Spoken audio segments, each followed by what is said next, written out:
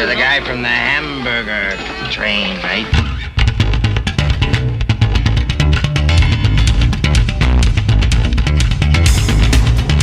That's it. That's the one. It's a great song. How's it going? Welcome to episode 7 of the Small Town Podcast. I'm your host, Tim Balch. If you didn't know that already, now you know.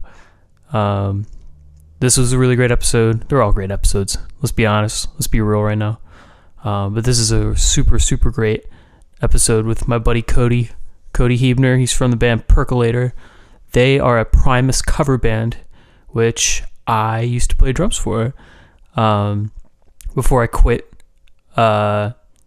for Acrimonious. I'm just kidding. There was no acrimony. It was totally mutual, and I just had a lot of projects going on, and I still support them. I still go to their shows, and they're cool guys. But Cody's a really good friend of mine. I've been playing music with him for a couple of years. We met at college, community college, that is, if that matters. We went to audio school together. We still hang out. We still play music. We still, go to each other's apartments and hang out and do our thing. He's probably going to be a regular on the Small Town Podcast because, as you could tell from this episode, when you'll get into it, we talk about way too much stuff and we go off the rails really easily. And it's hard for us to kind of focus in on one thing just because we just throw so many things into the conversation pool that it's like impossible to keep track. But, it makes for a really fun, interesting podcast, and Cody's a great guy. That's about it. Enjoy. It's Cody Heebner, Percolator, Primus cover band. See you. We're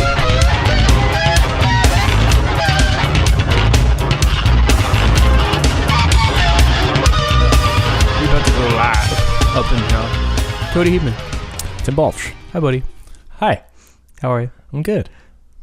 Thanks for coming on the podcast. No problem. This has been a great episode. Yeah. I'll see you next time. We actually just we had a whole conversation before this, and now it's over, we didn't record it, but so it's here in spirit. This episode's actually essentially over. Yeah. But yeah. So, have a good night. See you. Yeah. Bye. Now a word from our sponsors. Let's all go to the lobby. Let's all go Here at MeUndies, you can get some real good underwear for real good underwear. Real good underwear. What's real bad underwear?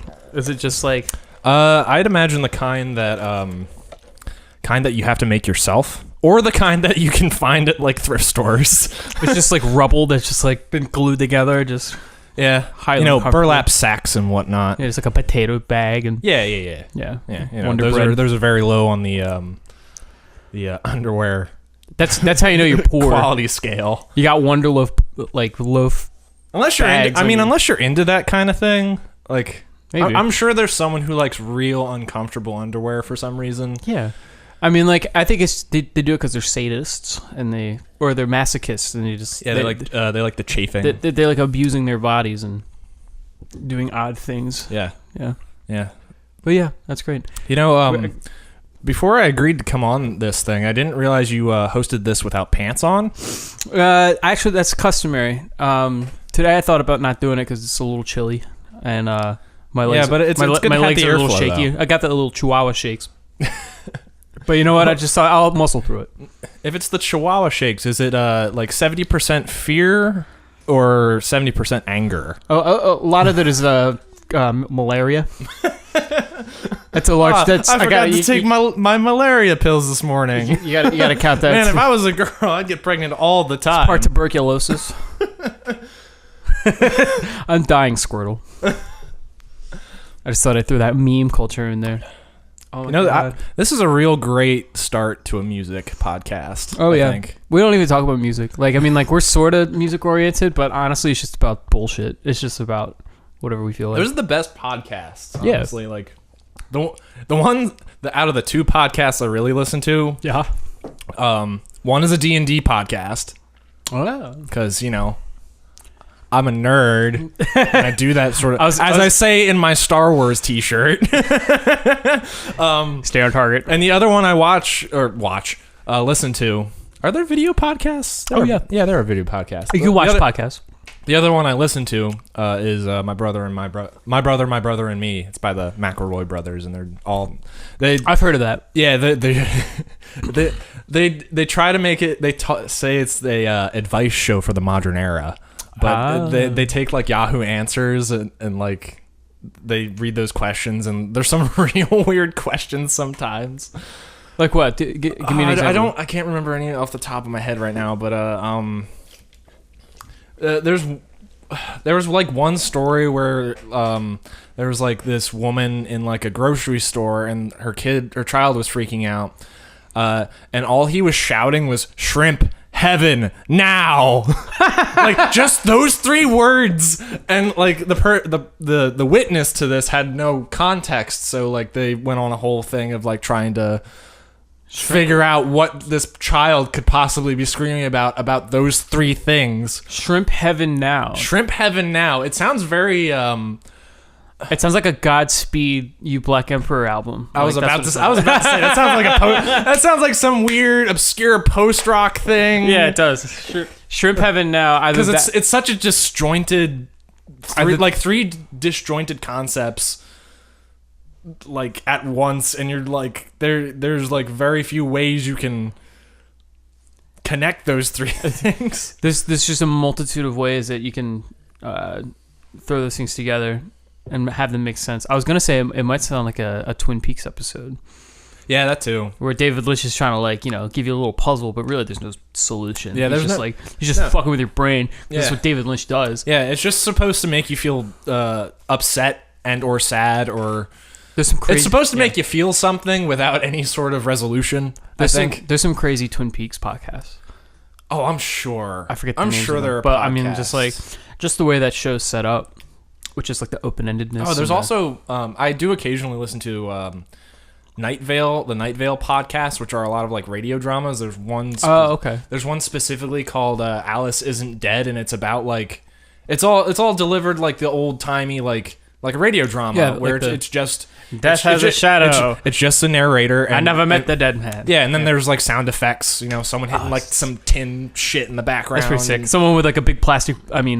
Tin board. Yeah, it's that just kind like, of thing. And like it was a dark and stormy night. And Alice Isn't Dead is like a whole thing about like this female truck driver who go on. You have my attention. Whose wife, that's my fetish, has died, and female truck driver's wife has died. Female truck driver's wife has died. Okay, and it's just like I was going up to a camping trip up in like Tioga County, and we listened to like 10 of these episodes, and like it's a real interesting story, but it's a massive trip. It's like it gets very abstract. Like she drives through the same town multiple times without making a turn. Every time she goes through the same town, something's different. Like one time the town was on fire and everyone was dying. The other time, like it was like driving through like a Lovecraft novel, and it's all very well, obviously since it's an audio thing, it's all very well described and like very poetic and stuff.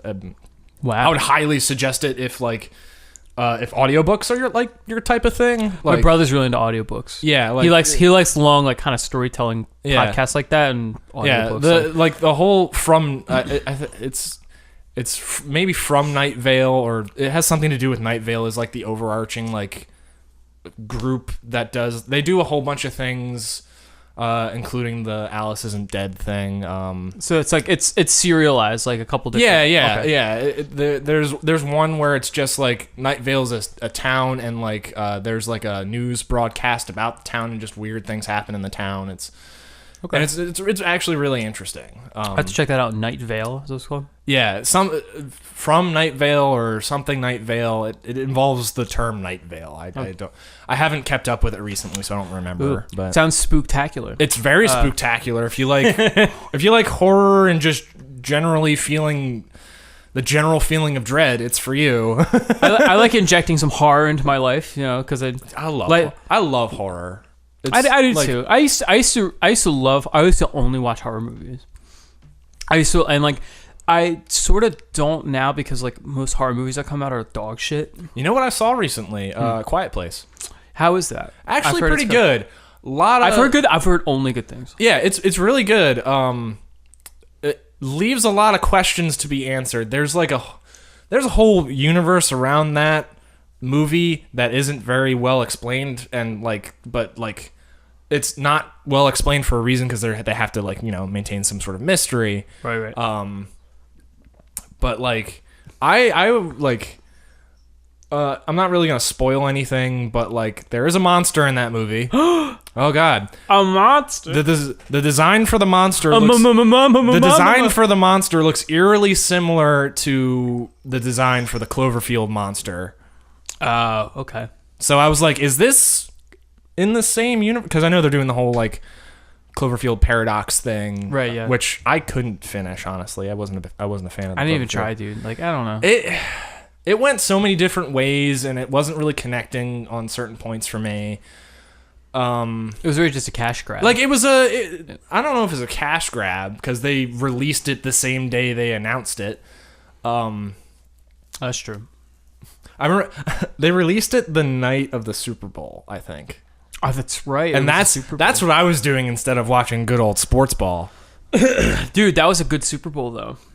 I mean, the Eagles won. Yeah, but I know that because as soon as they won, my entire surrounding area was screaming. Yeah. So I was like, either they won or they lost. I can't tell. But. The city of Philadelphia went into DEFCON 5, and just the whole town just exploded. Yeah. I mean, that's exactly what. It was going to be that way either way. Yeah. Just because it was also a really good. I'm not a big sports guy, but that was a good game of football. I saw parts of it, and it was trick plays. Yeah. It was back and forth the whole time. Yeah. And it was against the Patriots, because it was a fucking battle royale, man. That was the king of cop. I'm not a big sports guy, but don't get me wrong, I'm super happy the Eagles won. Oh yes, just being from wait, look, the Eagles, fuck out of here. I know, it's very insensitive. I'm turning you up a little bit, that's all. Okay. Yeah. It'd be weird if you were just talking to yourself this entire time to a reverbed, disembodied voice. Yeah, it's just this is the Ghost Podcast. I did say I like horror. This is another spooktacular podcast. Remember that show, Are You Afraid of the Dark? Oh my God, yes. I love that show. Oh my God. Mm-hmm. That was such a great time for just Saturday morning cartoons, and the 90s were great. The 90s were great for a lot of reasons. Were fantastic. And I think that's the perfect way to segue into what we're talking about, what we were going to talk about. Primus! Because, And who are they? I'm not sure. So Primus is a neoclassical... I can't even. A neoclassical. I was gonna try and do the Megadeth thing where Dave Mustaine described it as it's like a neoclassical acid jazz band or whatever the fuck he called it, when Megadeth first started out. But no, Primus is that weird band that you've heard of and probably have heard, but you don't realize it's them, because if you watch South Park, they did the theme to South Park. Which is whenever I try to explain, the majority of people I talk to about Primus have no idea who they are. Mm-hmm. That they've heard them. It's and I'm South Park. Yeah, it's that's such a that doesn't do them justice. I feel because it's the most obvious, and it's not supposed to. Yeah, I think because they're the guys that wrote that weird, quirky going down south, I'm gonna have myself town. Yeah. Well, I think. Well, I was thinking about it the other day. I'm just they have a super prolific catalog, and oh my God. when they came out in the early 90s is they're more heavier stuff, I think. Heavier, or I would say it's just more mainstream digestible, I guess, or just the ones earlier stuff. Not mainstream. I'm trying to. It's hard more to recognizable. It's more. Oh well, yeah, because people are okay, I've heard John the Fisherman. Because they came up during the whole heyday of new metal and they got really big in the 90s. They were one of the. They didn't come up in the heyday of new metal. They were a progenitor, I guess. You would say they were yeah. They were the ones. They were early when new metal tried early to 90s when new metal bands tried to justify their their like whatever musical cred. thing. They would say like, oh yeah, we really listen to like we're really into like Primus, Faith No More, and Tool, and like and like so like I would argue that like in the early Rage Against the Machine and like the very late 80s into the early 90s, like one of the big like subgenres that like became really big other than grunge was alternative metal. Quote unquote. But it also came out of like funk. It was really just a way to put funk into like metal, and like a lot of that just became like, I don't know. And then there was like groove metal and all that. But I mean, like the bands that like were in that, like that's a really great time for music, in my opinion. Like when I think back of like the trends of music, that's the one I would have been so into. Like all the bands I wish I'm into them now. Yeah, like I wish I was born. Like I was born in 1992, which was like. Right when like Seas of Cheese, I'm pretty sure I was born like a month before or after Sailing the Seas of Cheese came out. You were born. Sailing the Seas of Cheese was 91. Was it 91? It was 91. I always think it's like 92, but it was. But I was born like at least right after it came out. It was 91. You were born the year. There were three really huge records in 92, and I'm trying to remember which ones they are. One of them was Angel Dust. Yeah, which is like one of my all-time favorites. And you have it tattooed on your body. The other two, that's right. It was my first tattoo. It was an Angel Dust tattoo. The second one is that Alice in Chains record. I think it was Dirt. Oh, Dirt. Dirt's so good. And Dirt is super good. I grew into Dirt, and then I grew into Dirt. You grow from Dirt. But and then the Rage record, first Rage record. The first. Those three in 92 were like, holy shit! Like these are all life-changing records. Like.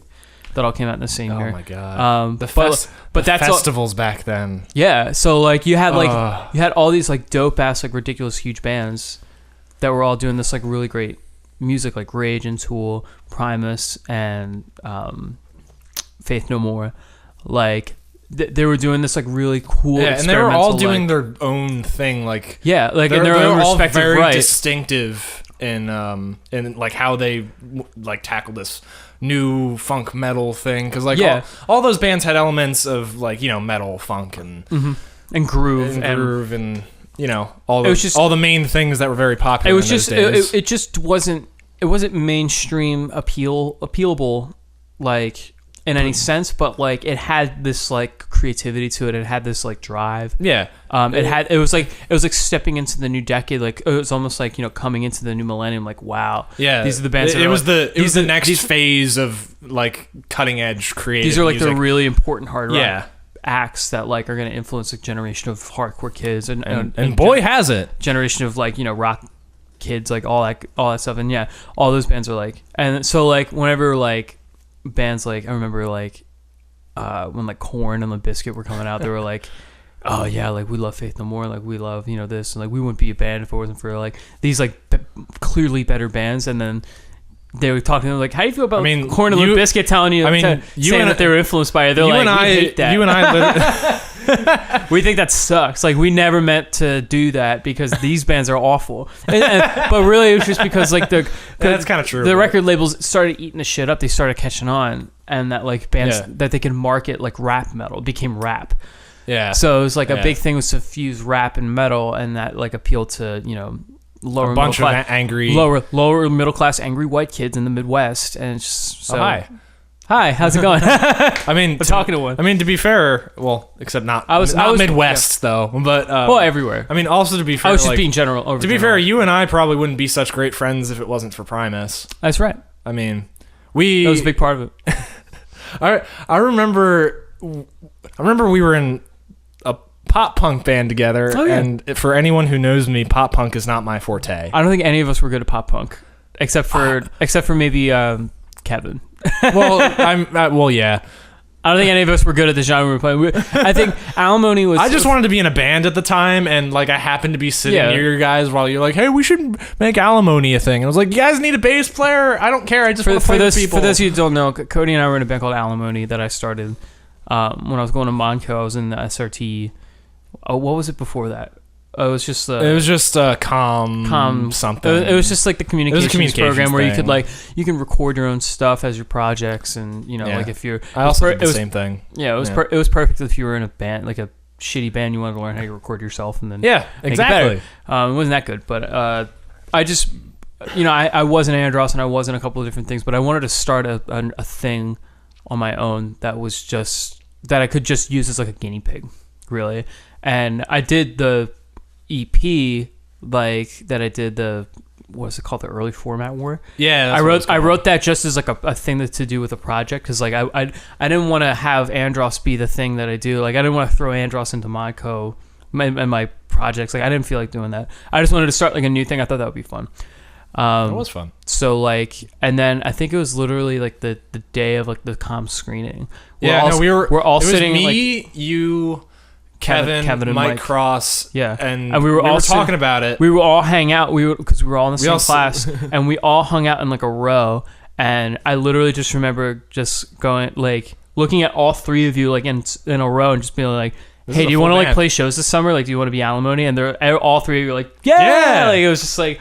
It was super like cinematic, and it was really spooky. But then we ended up playing the next comm screening, I believe. And then we played the next comm screening. Yeah. So that was super. That was fun. It was fun, and I liked that it wasn't taken too seriously. And then in retrospect, I feel a little bad because some of us were, and we all know who that one person is. Who's taking it very seriously. And I felt bad that like I did it just as like an outlet because I was in between. Yeah, it was just an extra thing to do. That was fun. My main band Andros was sort of imploding. Yeah, and Kevin still had BGL. Kevin had BGL, and you had Percolator. Well, no, I didn't have Percolator when we started. When did Percolator start? Percolator started because of Alimony. I remember remember we were practicing for Alimony at Kevin's place. Yeah, and we were just kind of fucking around doing whatever. And we took a little break, and like I was still on my bass, just kind of doing the thing I do, doing the diddlies, doing the slap bass thing that I love to do so much. And then you jumped on the drums, and then I started playing like Tommy the Cat or something like that, and you played along to it. I was like, wait, you know Primus? And he's like, and you were like, yeah, dude, I love Primus. I was like, you want to start a Primus cover band? Oh, dude. And this was at Kevin's. This is in Kevin's practice spot. Yeah, this was at Kevin's now studio. That's crazy. Yeah. I don't know why I don't remember that, but yeah, like I remember it very vividly. Then how did we get Ken? Where did Ken come from? Well, I knew Ken since Ken Brooker. I knew Ken since high school, and him and I have always jammed off and on for like ever. And I knew he was into that type of music, like, he's in the Incubus and all those other funky 90s bands and everything. So I was like, hey, you want to, like, I know a guitar player, you want to do a Primus cover band? Dude, we're fucking premier. Like, I hate to boost our own, like, ego, but I mean, like, that, the three of us, like, had a fucking premier top shelf like we can do, like to me we were honestly like what Rain was to the Beatles or like or whatever. What the fuck is Get the Let Out? Is that Led Zeppelin cover band? Like we also not only do we know like the parts, but like we also can like be goofy and like you have like a likeness to Les Claypool when you're on stage and like you can play exactly like him, and it's hard to do that. How many fucking Primus cover bands do you know on the planet? I actually know a couple, but that's just because yeah. I'm in all the fucking like Primus. Are you in like a community? I am in all the. I'm in all the Primus Facebook groups. You're in a Primus union, like you just like. There is one. There's a West Coast Primus cover band called Mr. Crinkle, and they're actually pretty sick. They're sick. Yeah. I would just say there are no other Primus cover bands in this area. I would just say for the record that like I miss it. Like I miss being Percolator. I had to leave in 2016 or whatever. Yeah, because it doesn't matter. I was just our last show was at the Stoop in Bluebell. Yeah, it was, and we're still playing shows and whatnot. So, right. Yeah. But that was my last night playing with them. That night was particularly crazy because I also had an Andros show in another town. You played two shows that night. I showed up. I remember just trying to figure out like when we were gonna play and quick play, and they were running late, and I'm just like, fuck, I'm gonna miss my set time at this other show, and like it was, and I don't think that was a big reason why I quit. I think it was just because like you had a lot going on right then. I think you just started going to Temple. I was trying to go to Temple. Yeah, and like I got super freaked out because I felt like I didn't have enough time to study or go to class and like and it was just like I felt like if I was gonna do the damn thing, like if I was gonna go back to school and like go pursue my higher education, whatever that may be, that I needed to lighten some loads, and one of them was Percolator. So and that's fair. I mean, and it was just like it was just kind of like a managerial decision that I made in my own life, and it's just that happens. I mean, but like honestly, like the way of a musician's life. I miss it tremendously, just because like it's just like it's it's fun to see you guys, and it's fun to like hang out with you guys. And, Trey's party was dope. Like, oh my god, that was such a fun time, man. How do you feel about that, Trey, going to the Navy? I'm gonna miss him a lot. Me too. I'm also gonna miss Trey. I got a little bit emotional at your guys at BGL's last show at Chaplin's when Kevin was giving that speech and everything. God, I'm just like, man, like, so goddamn sentimental. Trey's one of the most like genuinely nice people that I know. And yeah, like, dude. Oh my god, like one of the nicest. Also, guys. like. I would go to shows and he'd be there, and we would just like bullshit about D&D stuff. Yeah, I'm gonna miss that. But I mean, if that's what he wants to do, I mean, he's coming back. And honestly, like he's overqualified for it. Probably, yeah. Like no, I remember he was like scoring like top of his like top testing class, or like whatever. And like he's just ridiculous. He's a super intelligent dude, and he's gonna kill it in the Navy. I know he's gonna kill it. I'm just frightened because he's entering the military at a time when we have a fucking lunatic in the White House, and I don't want to be political right now, but like that's what gets me. No, it's like you're. That's what freaks me out. It's like your child joining the military. Yeah, I understand. And it's just like, and any other time, like maybe like if Bush was president, I'd still be a little freaked out. But I mean, like, but now especially, like, just because like the guy in charge of the military is that guy. Yeah, is that guy. Like when I think about that, I'm just like, there's all, oh no. And you have all these World War III memes going about. That's bullshit. No one's gonna think that. There's honestly like North and South Korea are making nice now. So yeah, they're like hanging out. They can hang now. They're probably smoking weed together in a bunker somewhere, like being like, I don't need to use nukes. Like it's too much money anyway. I gotta buy a bong. Like. That is hilarious to think of, like Kim Jong-un and whatever the president. His name is Moon Jae-pin. Yeah, that guy. I was just reading an article. That's hilarious. Yeah. I saw the posts on Reddit about it. Everyone's like, "Oh, it's history." Like, okay, well, it is like an end to like a 60-some year armistice. It's like the first time in ceasefire. It's like the first time in 10 years they've had any sort of like sort of communication of this type. Hi, bud. But he's joining me for this discussion right now. Hi, Kitty podcast. Somebody wants attention. Mm-hmm. You just want to be on the podcast. You want to come up here? Anyway, no. But yeah, like it's super historic. That's cool. Yeah. But like, dude, man, this podcast is all over the place. I love it. I don't mind it. It's just like I love it. This is the way I want it. It's like honestly, like I just like talking to the outside world. Like that's all I care about. Like I get so isolated in my like to just go to work and have to do my job and not talk about anything and be like I come home and do music and all that. It's just like it's just good to like kind of I like talk it out, man. Talk it out. Like I know we were just talking about the Percolator thing, but I'm kind of starting to distance myself. Like I don't want to say distancing myself because I'm still gonna play shows with those guys or if you happen to rejoin. Depending on how circumstances go. You want to branch out. Yeah, I want to branch out because I've been like I know I probably mentioned it, like I know I have mentioned it to you, but I'm probably gonna start doing some solo work soon. I heard. I really want to make it's gonna sound weird. It's not gonna sound weird, but you sound so weird right now. Yeah, it so sounds weird. The guy who plays in a Primus cover band sounds so weird. Who would have thought? This is too off the rails for me, man. That's a thing I want to go back to later. Can't handle it. But I want to make an R&B record. What? Yeah. Yo, hit me up. I want to do an R&B record. Like I have this. Real talk.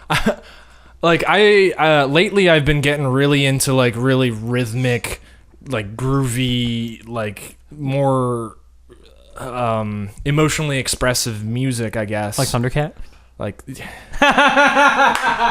no, I okay. I just burst your bubble, man. But yeah, no, but my two latest obsessions have been Wolfpack.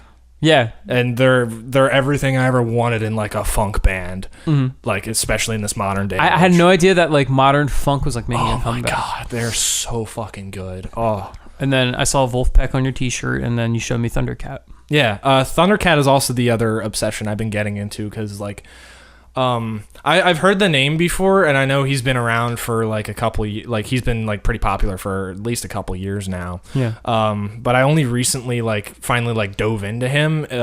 I've been listening to his album Drunk nonstop for the past like. That's the name of the album. I'm not. Well, I have been drinking to it, but no, the album is Drunk. No, the album is named Drunk. That's sick. No, but like,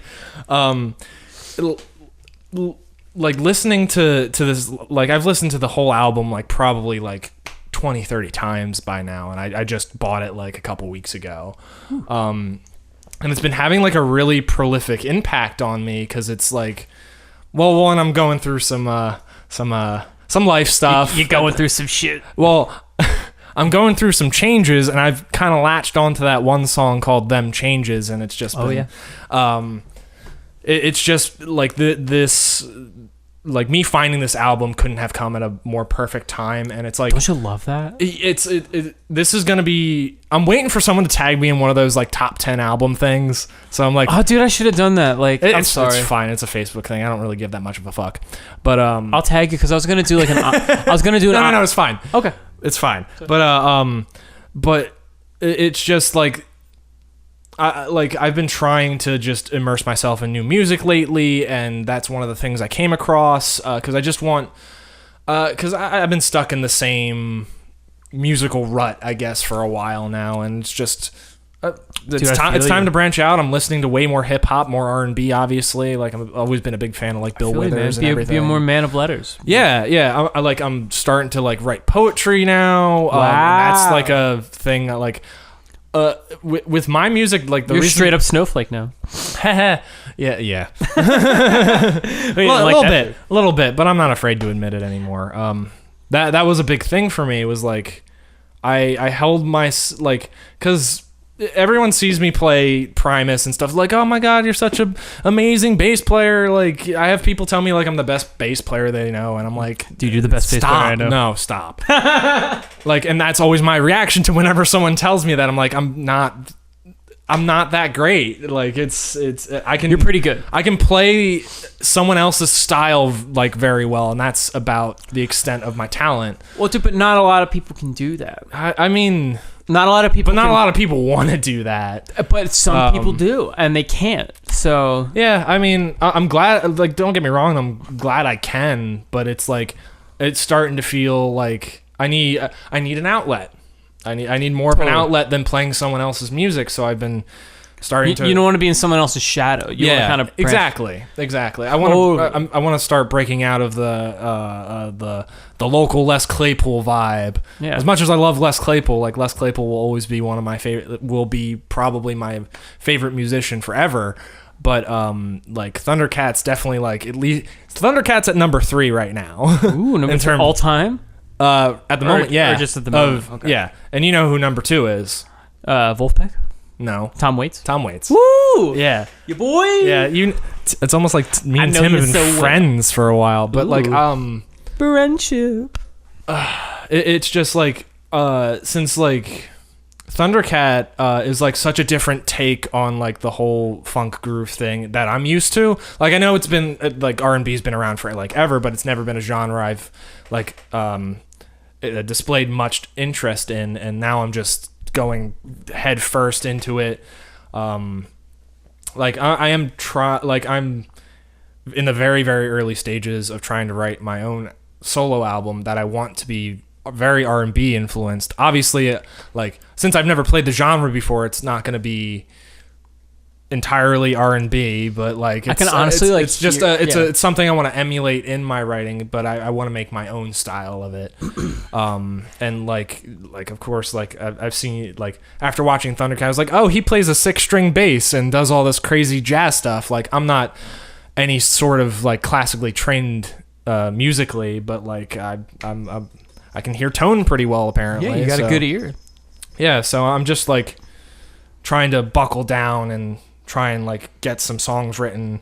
Like I have this vision for how I want this like album to turn out. Like I want it to be more, instead of having like a like just the same group of people, I kind of want almost like a revolving door. Like a revolving door of like different musicians, cuz I really want to branch out and like try and play with different genres. Like I really want to work with like a hip hop artist with this. Totally. You know, our friend Eric, he's really into like producing electronic music. Like I was talking to him the other day. I was like, hey, you want to help me record scratch tracks for this album I'm trying to come up with? And he's like, yeah, sure. And I was like, yeah, I want you to like add in some like electronic stuff, and I want you to be my Lotus, because Thundercat works super closely with Flying Lotus. Yeah, Eric Nethery was telling me that. Yeah, and also he's are you recording the podcast on your phone now? No, I'm doing a boomerang. Keep talking. Okay. Because I want to get the Taco Bell and the whiskey. I mean the gin. Yeah, I brought gin and tonic because I'm that much of a hipster to this thing. Ooh, that's a good boomerang I just got. Yeah. I'm still listening though. Yeah, no. But what was I saying? Shit. You wanted to work with a couple different guys. I want like all of my musical friends to be a part of this. I really want this to be like a. Like obviously I'm going to be leading the charge on this, but I really want like input from a bunch of like all my musical friends. Like I'd love for you to be a part of it. I would be down like I was down yesterday. That's how stoked I am. I texted Tim the other day. I was like, I need I've been trying to come up with a name for the solo act, because I don't think my name is very marketable. Were you coming up with band names, or did you ask me for like an album name? No, you were giving me album names at first. I asked you for like a solo project name to release an album under. Oh, I album names. I already have the name of the album picked out. We went back and forth like all night about like you were like, I need a name for my solo album, and I'm just like, dude, I got you. I got like a list of just random pop culture bullshit that I pick up that I think would be cool for like song names or album names. I got lists on lists, my dude. Oh, I'm sure you do. That's why I asked you. But I was looking for like just the like group names. Oh, like a group name. Okay, that's a whole different. Just like, that's a whole different file, man. That's a whole different list. Yeah, because I know it goes good with an album name, and I know it's a good band name. Yeah, I know you do. Like sometimes, I made many of them. I think of too many because I know most of them just like fly out the window. Oh, and like it flies. You kind of have to dig through. It flies in my field of vision, and before I can write it down, it's just gone. And I'm like, that was a good one. Yeah, I have the same thing. I have to start carrying around a journal again just so I can write that shit down whenever it's just like, shit, I need a. Do you have a pen? Yeah, pen. You saved a life today. You sorry, hero. You won't regret this. But like, dude, if I die and someone stumbles upon like the notes section of my iPhone and goes through like all the things that I write down, they would be like, this person is a fucking lunatic. Insane person. This person is out of their damn mind. Usually creative people are crazy. Just because I write down the like weirdest bullshit. Some of them turn into like song lyrics, some of them turn into album names. I have a book full of that stuff. Yeah, and it's just the ramblings of just no one is allowed to ever see it. The ramblings of like a sad moron, just like it's just like it's Same. so random. Same. But I don't know. That's the beauty of it. Just like it being able to just like, because like you can only capture certain moments, and like you don't really get them back unless you record how you were feeling at that time. Oh yeah. So like that's been. I think it's cool you do poetry. I think that's really cool. Well, I figure that's a good place to start in terms of writing lyrics, because I'm honestly very terrible at it. I mean, it's a tough science. I'm just like at the moment, it's just like getting down what I'm feeling at the moment, or like if I think of like a clever like way to word something, turn a phrase, and I'll write it down or something. Lyrics are tough, man. Lyrics were the hardest thing for me to. Yeah, no, that's been. I had to teach myself how to do it because I've never really released any sort of music before, at least like not anything that had like a big hand of mine in it. And it's like that's always been like a big fear of mine, is just putting something that I've poured like my heart and soul into and putting it out there for everyone to see, and that's like always been like a big fear of mine. But like that's like this album thing, like I want to like explore things in an artistic sense, but this is also a very like kind of personal stepping stone for me. Yeah, totally. And because like I've never like been able to push myself hard enough to actually like do something this big before, and I think I kind of just want to prove to myself that I can, just because like that's what it's all about. Yeah, let me tell you, this for me, like personally, this year, it's like not even halfway over. It's been a hell of a fucking ride for me. Yeah, dude. So like it's not even May yet, and yeah, it feels like a years whole feels like a whole not lifetime. Even halfway over. Yeah, and it's like feels like a whole lifetime, man. Yeah, like I'm not gonna get too personal about it. You don't have to here, man. But you don't have to. We don't have to get so intimate. Yeah. But dude, I think that's sick. Like, I'm just like, it's just nice to finally like kind of like get these kind of creative juices flowing of my own accord, because like I've always been kind of the person to kind of jump into other people's projects and kind of bounce off of what they're doing and totally add to that, and that's all fine and good, but like there's a point where it just like you don't connect with it as much as you'd like to. And dude, I'm not saying that like that's a bad way to do it, but like it's just I want more. Dude, it's exactly how Andros started, man. Yeah, like I was in like a high school metal band.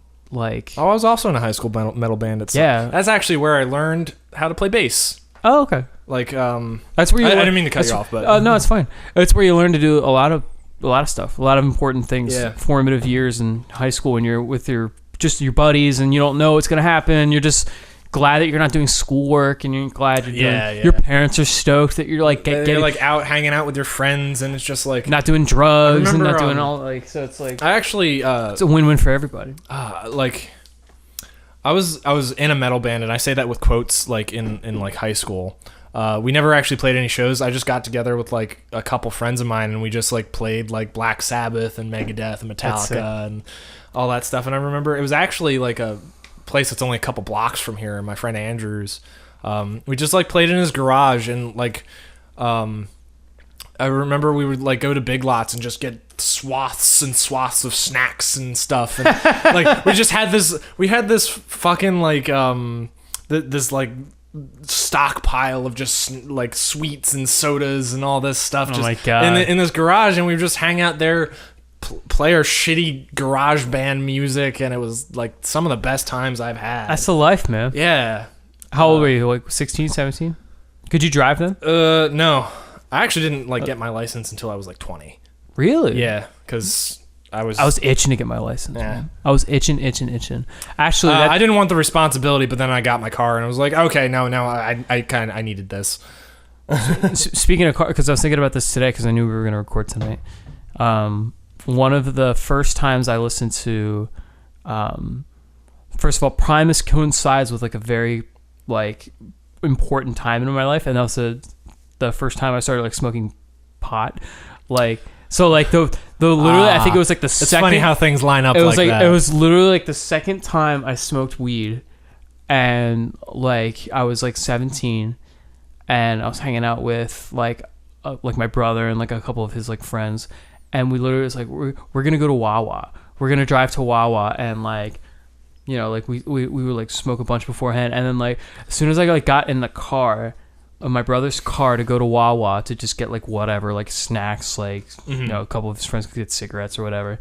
Like I would just get a blast. I would just blast off. I'm just like, whoa, like. So I remember being just fucking blitzed, and then one of my brother's friends puts on Tommy the Cat. Now I had heard, I knew who Primus was, But at this time in my life, I was listening to like other stuff that like, Primus wasn't really a band that like connected with me personally, so I knew who they were. I heard Jerry Was a Race Car Driver. I heard like a couple other. I knew that the guy was in that he did South Park and all that. Yeah. So like, but Tommy the Cat was the first Primus song I heard where I'm just like, I need this band in my life right now, because it was probably helped by drugs, where it was just like it came on and like literally like that kind of music kind of it creeped gets up, enhanced by it certain creeped substances. it creeped in because my brother's friend put it on, and like we're driving around and I'm just like in my own head, and then when I come back to Earth, this song is playing. And it's at the part where it's just like, say, baby, do you want to lay down? It's like that. And when you've never heard that before, you're like, what the fuck is this? Like, what's happening? Like, what's going on in this song? What kind of song is this? And like, literally, like, it's just like the guy who puts it on like knows everywhere, and he's just like, do you want to lay down with me? Say, baby, and when that happens, like, everyone in the car laughs hysterically because we're all blitzed, and it was the best feeling to listen to Tommy the Cat and be like, say, baby, like everyone like doing it, and like no one had heard a song like that before. We were except the guy that put it on, and like it was just like I can remember it so vividly. We were all just like, because once it happened, we're like, we're like laughing because it was so fun. And it was just like, wow, that's a fucking song. If you can elicit that reaction, like that's just. Oh, I'm sure I've had that reaction plenty of times with people from listening to Primus. And then like I think like a month later, I had downloaded Sailing Seas of Cheese, and like I put it on my iPod, and then like this was like the first year that I could like drive myself. It was the first summer I could drive, which is super important. Oh yeah, when you're a kid. So like I remember like it was the first time I was gonna drive to the beach by myself. Like I knew like how to get there, like because my parents taught me how like to go like down 95 and across, whatever the fucking bridge, into New Jersey on the Atlantic City Expressway. And, wow. And to take it to the beach. Big steps. And this is the first time I was gonna drive. It's literally like the most mundane thing now, but when you're 17, it's just like you feel like you have this like whole world, in front of you. Excuse me, which burp gin.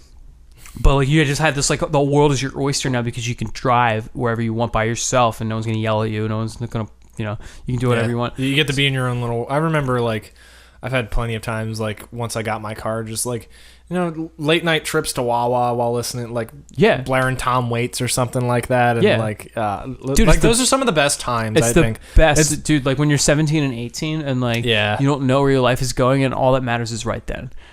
Like that was just like so cool. And so like I drove to the beach like by myself and listened to Sailing the Seas of Cheese. That's how I remember. Man, you really do play pop punk.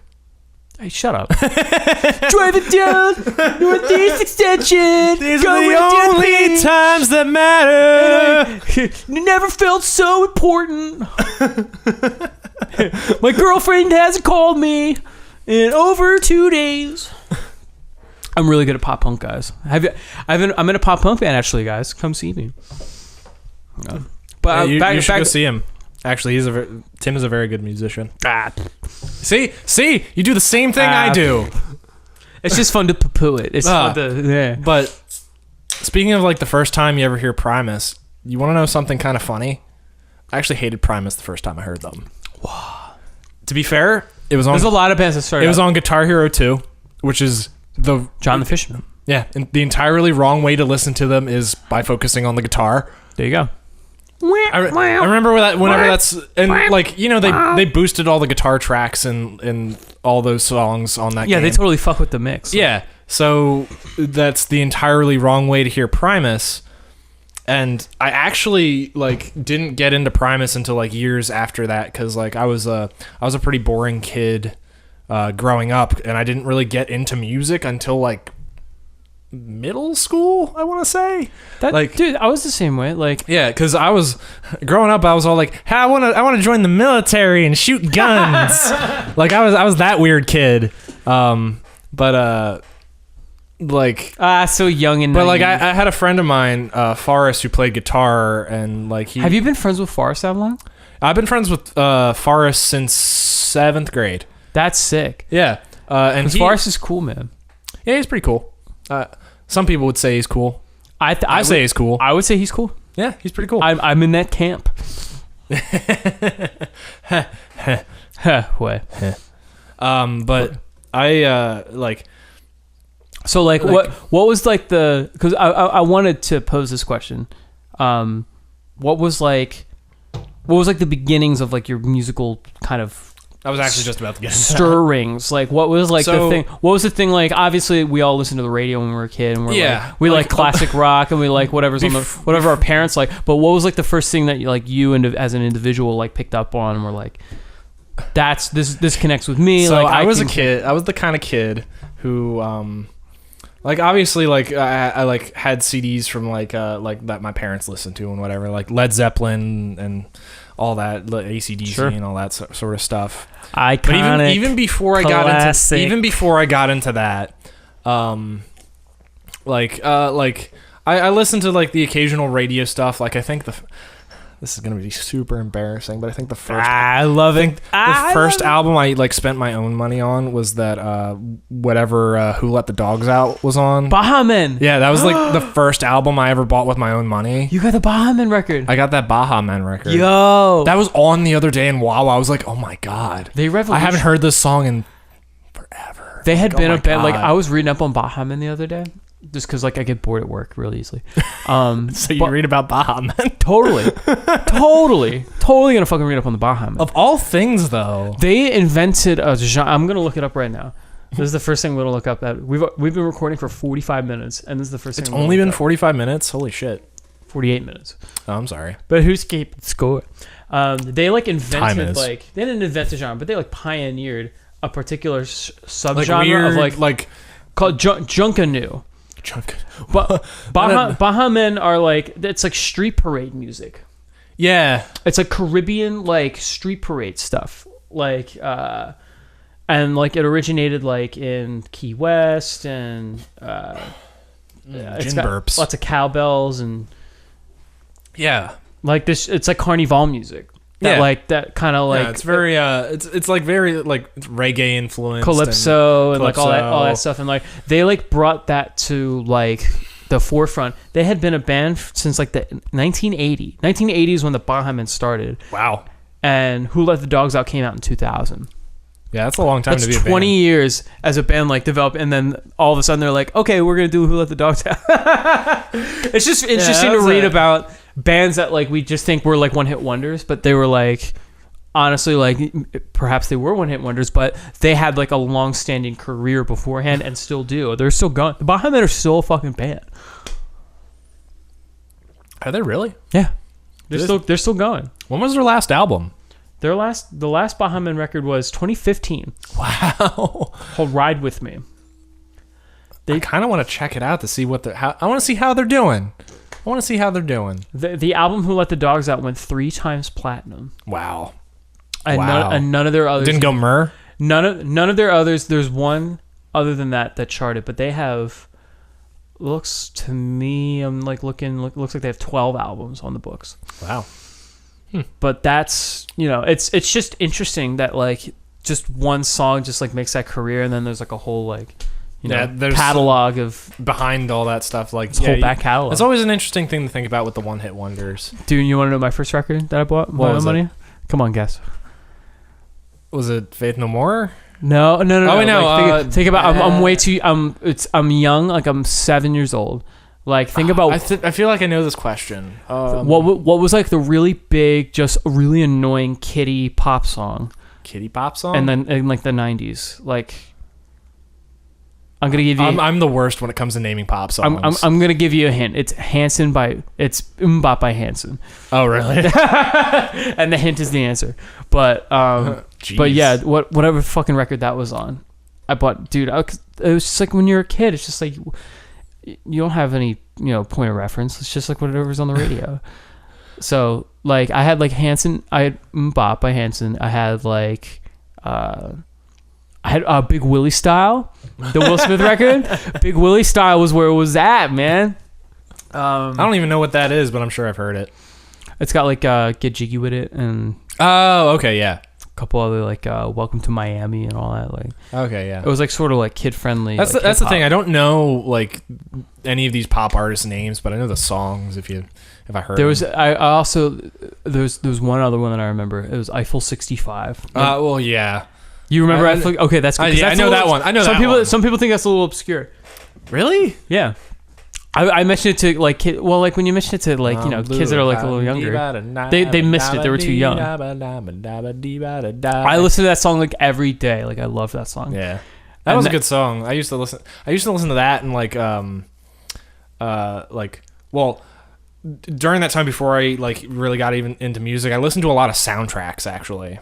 Like, me too, man. I listened to like the Matrix and the Blade soundtrack. Like really? A ton. Like I had the CDs and like I was the kid who had a CD player on the bus and everything. And dude, same. Yeah. I was like balancing it so it wouldn't skip and like trying to like make sure. Trying to hold it. So it wouldn't skip, I'm just holding it like this to kind of like. And then they came out with the anti-skip. Yeah, the anti-skip one, and it still skipped. It's still fucking skipped. Still skipped. That's not anti-skip. That's bullshit. I want my money back. Yeah. Piece of shit. And this bus driver can't 0 drive out for of 10 shit. would not use He's driving it. over every pothole, skipping the whole record. Where'd you learn to drive, Pep Boys? Goddamn. But yeah, I had that. I had like video game soundtracks. Like I was a big video game. I am still a big video game nerd. Totally. But like I had like the Half-Life soundtrack because it was all that like techno-y. That's sick. Sort of. Yo, stuff. Like, Half-Life's sick. Half-Life That's is one a of great Half-Life game. Half-Life remains Half-Life one of my 2 is like the best game I ever played. Half-Life 3 confirmed. Whatever. Actually, Half-Life 3 is never going to happen. I've seen proof of it. But that's another topic. That's another podcast. That's a whole oh, dude, I could totally host a video game podcast like no one's business. Do it, dude. Do a video game podcast.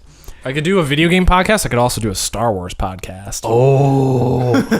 Yo, the sky's the limit with you and me. Between you and I think we have like all of the Legends canon down and just I remember when we were watching like we watched all of the original trilogy before going to see The Force Awakens. And the entire time we were just quizzing each other on like who's that random obscure background character? It's Mon Mothma. That's Mon Mothma. What is the type of music that they play in the Mos Eisley Cantina? Oh, what is that called? What do they call it? It's got a really funny name. It sounds like jazz. I'm sure it does. Hold on, I'm gonna look it up. No. Do you want me to just tell you? Just tell me. They call it jizz. What? Yeah, it's actually Get the fuck out of here. In Legends. Get the fuck out of this apartment. Look it up. It's called jizz. Get out of here, Cantina. What type of aliens play that music in the cantina? Mos Eisley Cantina. They play Tales from Mos Eisley parody song. Hold on. That's actually a really good song. I know. And it's that's another soundtrack. Honestly, that's John Williams. John Williams came up with all that shit. He wrote that jazzy space jazz thing. He's insane. John Williams is insane. I love John Williams. The musicians were named Figrin Don and the Modal Nodes. Yeah. That's the name of the Cantina band. I think I just came up with my solo act name. What is it? The Modal Nodes. Oh, dude, that's sick. Just don't get copyrights or. Yeah, that might get me a lawsuit, but. But you know what? They probably threw out all that. You know, ever since the merge, they probably threw it all out. You could probably still catch that up. Maybe, but I think it's still technically because that was made for the movie. Okay. Yeah, so technically it's still canon. Jazz instrumentals, Cantina band. It might not be on. Material was it's probably not going to be on the Wikipedia page, but it's probably going to be on the Wikipedia page. Yeah, I don't know why it took me to a fucking Wikipedia page. Yeah, like hold on, Mos Eisley, Cantina, Wookie. Because it cannot be called jizz. That's too funny. Jizz music. I mean, like I know it's sexy. I know that those. I mean, that's those like melodies are. You know just how like you have droppers. like a playlist for like when you have sex with someone. Yeah, it's just that song on repeat. It's like, you know, a little Marvin Gaye, some Al Green, some Let's Stay Together, and then I love the beat. I love the B song. That one's sick. I love that. That song gets stuck in my head all the time.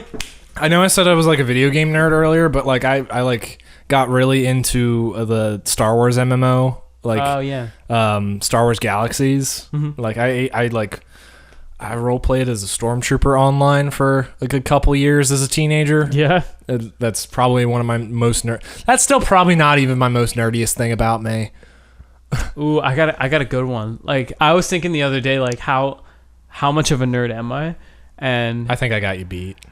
You probably do, because like I think the one instance of like the most nerdy I've ever been is I used to do drum tabs.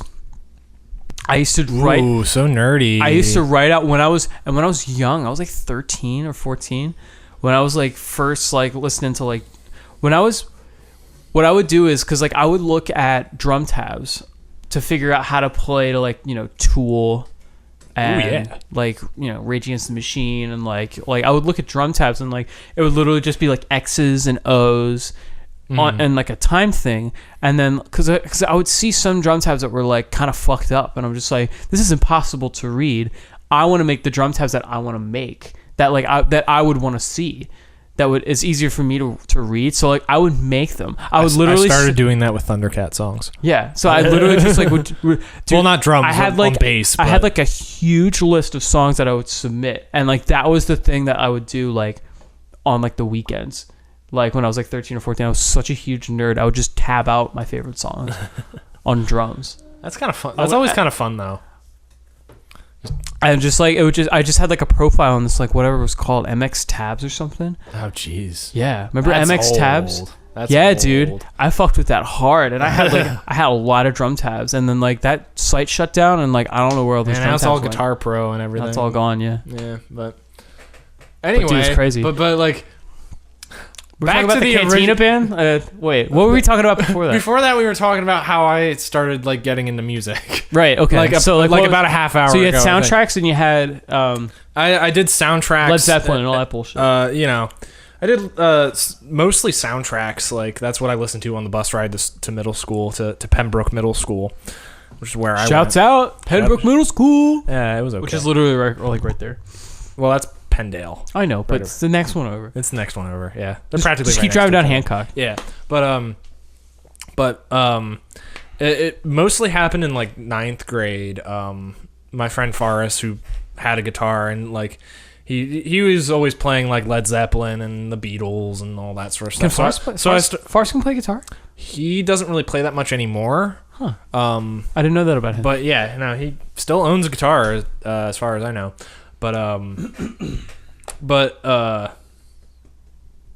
yeah, he was playing all the the classic rock songs and everything. So I started listening to that more just because I hung out with him all the time. Yeah, I started getting really into it. And both of my brothers, when they were around that age that I was at that time, they were both doing music stuff. Like I have two older brothers. That's right. I do know that about you. Yeah, and they did band stuff like very briefly. Like my oldest brother was really into Green Day and everything. Totally, dude. That was me too. Like he even made like an EP at some point. I think his band used to be called like No Motivation or something, which is like perfect for like a band that's really inspired by Green Day. Totally. And my middlest brother.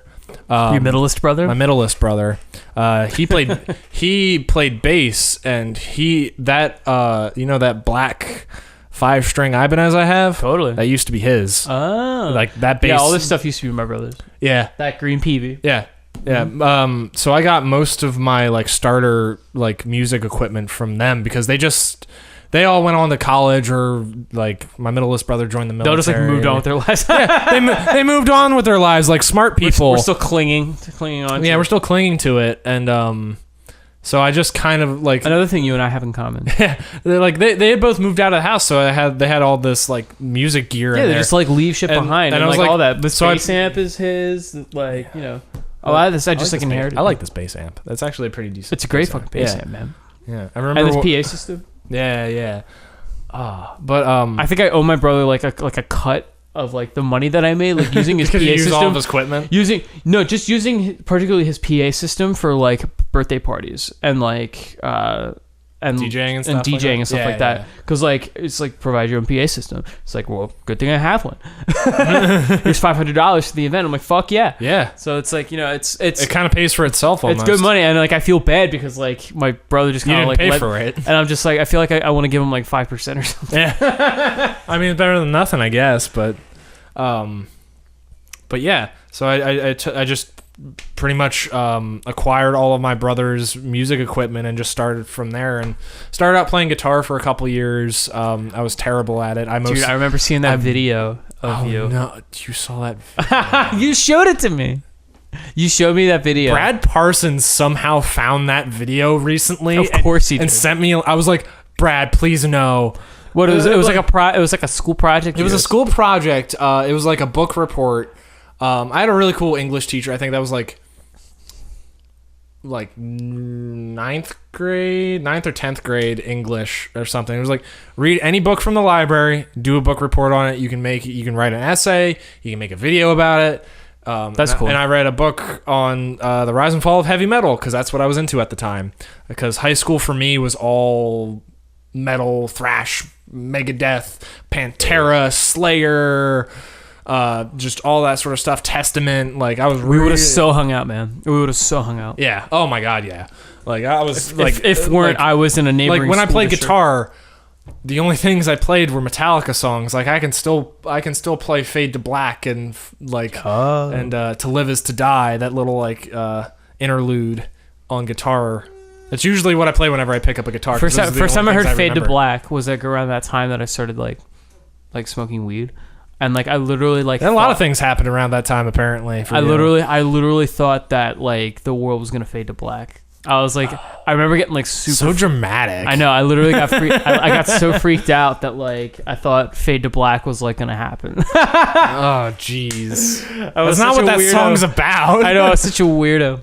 I mean, who wasn't back then? But yeah, like I just played mostly Metallica songs on guitar. But yeah, the video is just like pre-beard Cody. Yeah, pre-bearded Cody. It was in high school, so I was in ROTC in high school, so I couldn't grow any sort of facial hair. I wasn't allowed and it's to. just like, it's Cody's face. Yeah, and I like was super. He's got a face. I was super nervous throughout this entire video. I had the fucking Ibanez Xiphos, which the only thing interesting about that guitar was it was pointy. Mm-hmm. It was super. Probably looked cool. Yeah, it looked cool. Did you show it to did the class see it? The whole class see the whole thing, or did you just submit it to your teacher? The what? The project. What about the project? Did the class see it? Did you? Oh yeah, no, okay. I presented it. Everyone saw it, and I was super embarrassed the whole time. And everyone was like, "Wow, you're pretty good at guitar." I was like, because I figured out like as I was talking about like the I started talking about like Van Halen and then like Black Sabbath and Iron Maiden and all those bands, and I would play like the actual riffs from like their songs on the video. Yeah.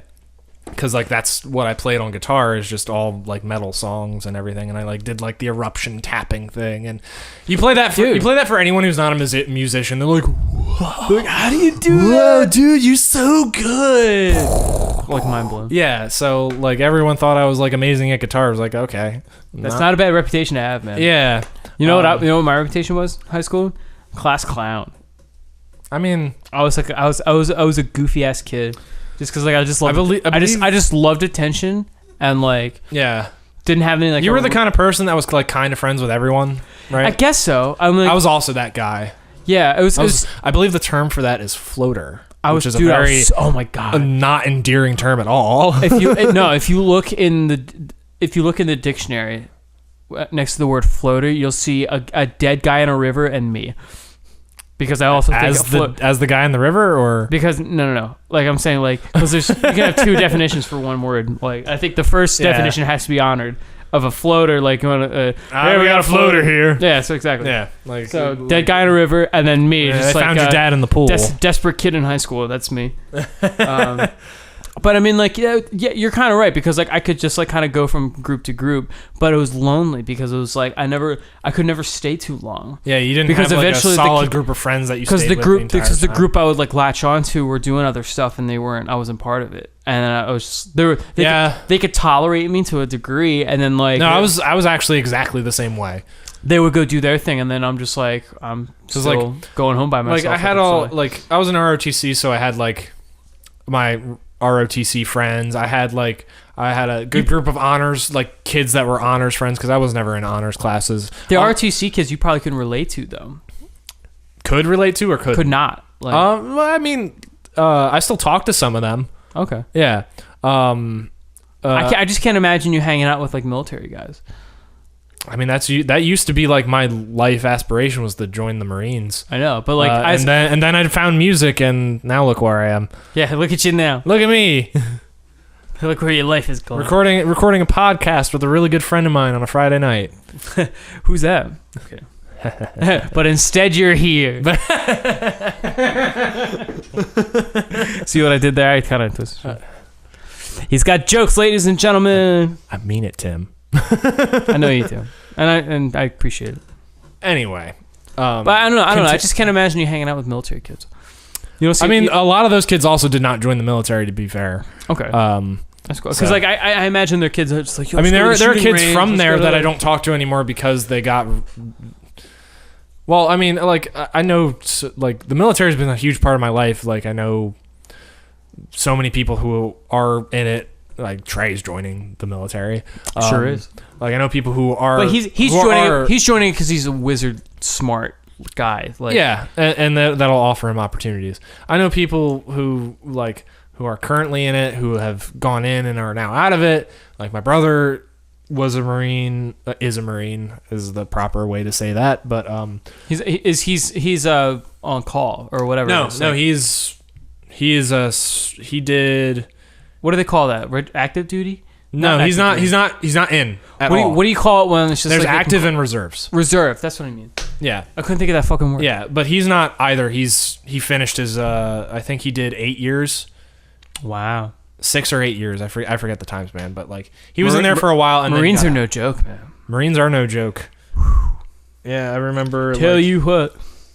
Yeah, Arlie Ermy died recently. Yeah, R.I.P. Yeah, he's cool. Did you know I just recently saw Full Metal Jacket all the way through? Wait, really? Mm-hmm. Well, I shouldn't be surprised. I haven't seen it all the way through either. You piece of shit.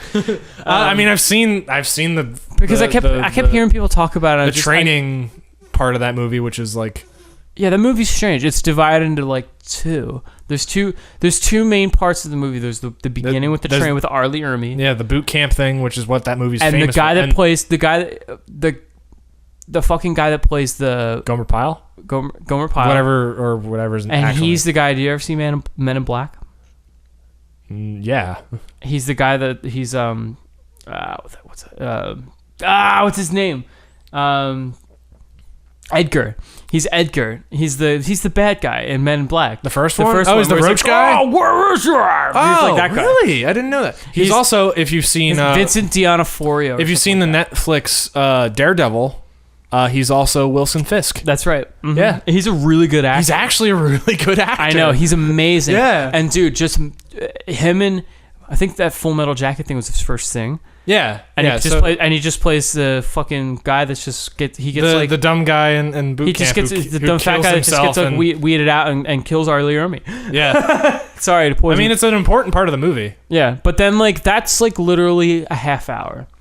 The rest of the movie is like combat. The rest of the movie is like they're in. It's a war movie. It's a war. They're in Vietnam and they're just like traveling around. It's like what it's like to be in a platoon, and it's just like it's like Stanley Kubrick's thing. Like that's a big reason why I watched it, because one of my big papers that I did for Neil at Monco was it like a Stanley Kubrick I got to do Blade Runner. You got to do Blade Runner? I got to do a piece on Blade Runner in his class. I was so excited Blade for Runner, that. Blade Runner was one of the movies we had to do. Like, what was one of the movies we picked, and I was so stoked because that was another movie I'd never seen. And dude, Blade Runner's now one of my favorite films ever. Oh, it's definitely one of my favorites too. It's amazing, and it just like we had to like, you know how you like have to kind of like volunteer to like you know how at the end of Neil's class you have to like you have like a group project, the group presentation on like the themes of like whatever movie. Yeah. And you have to kind of like volunteer for whichever movie you watched like throughout the like course. Like it was like down to the wire for trying to get to do that for Blade Runner, because that's the one I really wanted to do, because I love Blade Runner so much. There's so much to that movie. For those who don't know what we're talking about, Cody and I went to Montgomery County Community College, which is the local community college, and we went to Montgomery County, Pennsylvania. We had like the same. We went the same time. Same classes. We had the same major, which is communications. And one of the classes you can take is called the movies, and it's taught by this guy named Neil Goldstein. It was taught by Neil Goldstein. Did he retire? He retired. Yeah. Okay. Like he shows up for events every once in a while. I think he comes to the comm screenings sometimes, but. He's a staple there, man. But he was just this like kind of like really intense like filmmaker guy. But like he was also kind of like quirky and weird, and made you kind of like him. He's just very eccentric older gentleman that just like had this. He also taught the script writing class. That's right. He taught a lot of classes, and he just had this very. He was just kind of like an icon that like walked around the campus, because he was like a little pseudo celebrity in like the comm major. Yeah, if you were in comm major or anything, if you were in any of the media. Like majors, you knew who Neil was, because he was super prolific. He knew a lot. Yeah, he knew a lot about super smart how to make movies. Like he was on like he worked as a production guy. Didn't he work on a studio or something?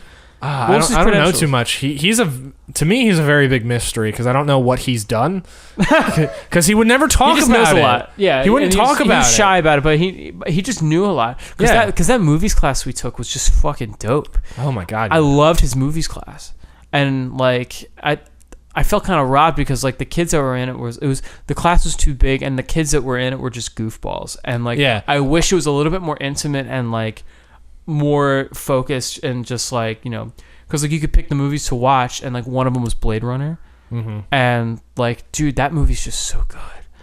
And one of the final papers that you could do like a filmography, or just like do like a biography of like a director, and I chose Stanley Kubrick, and like, dude, I like that. Of all the papers I've ever written in my entire life, that one sticks out to me, just because it was just like, it was fun to write, and it was super intense. It was like 15 pages.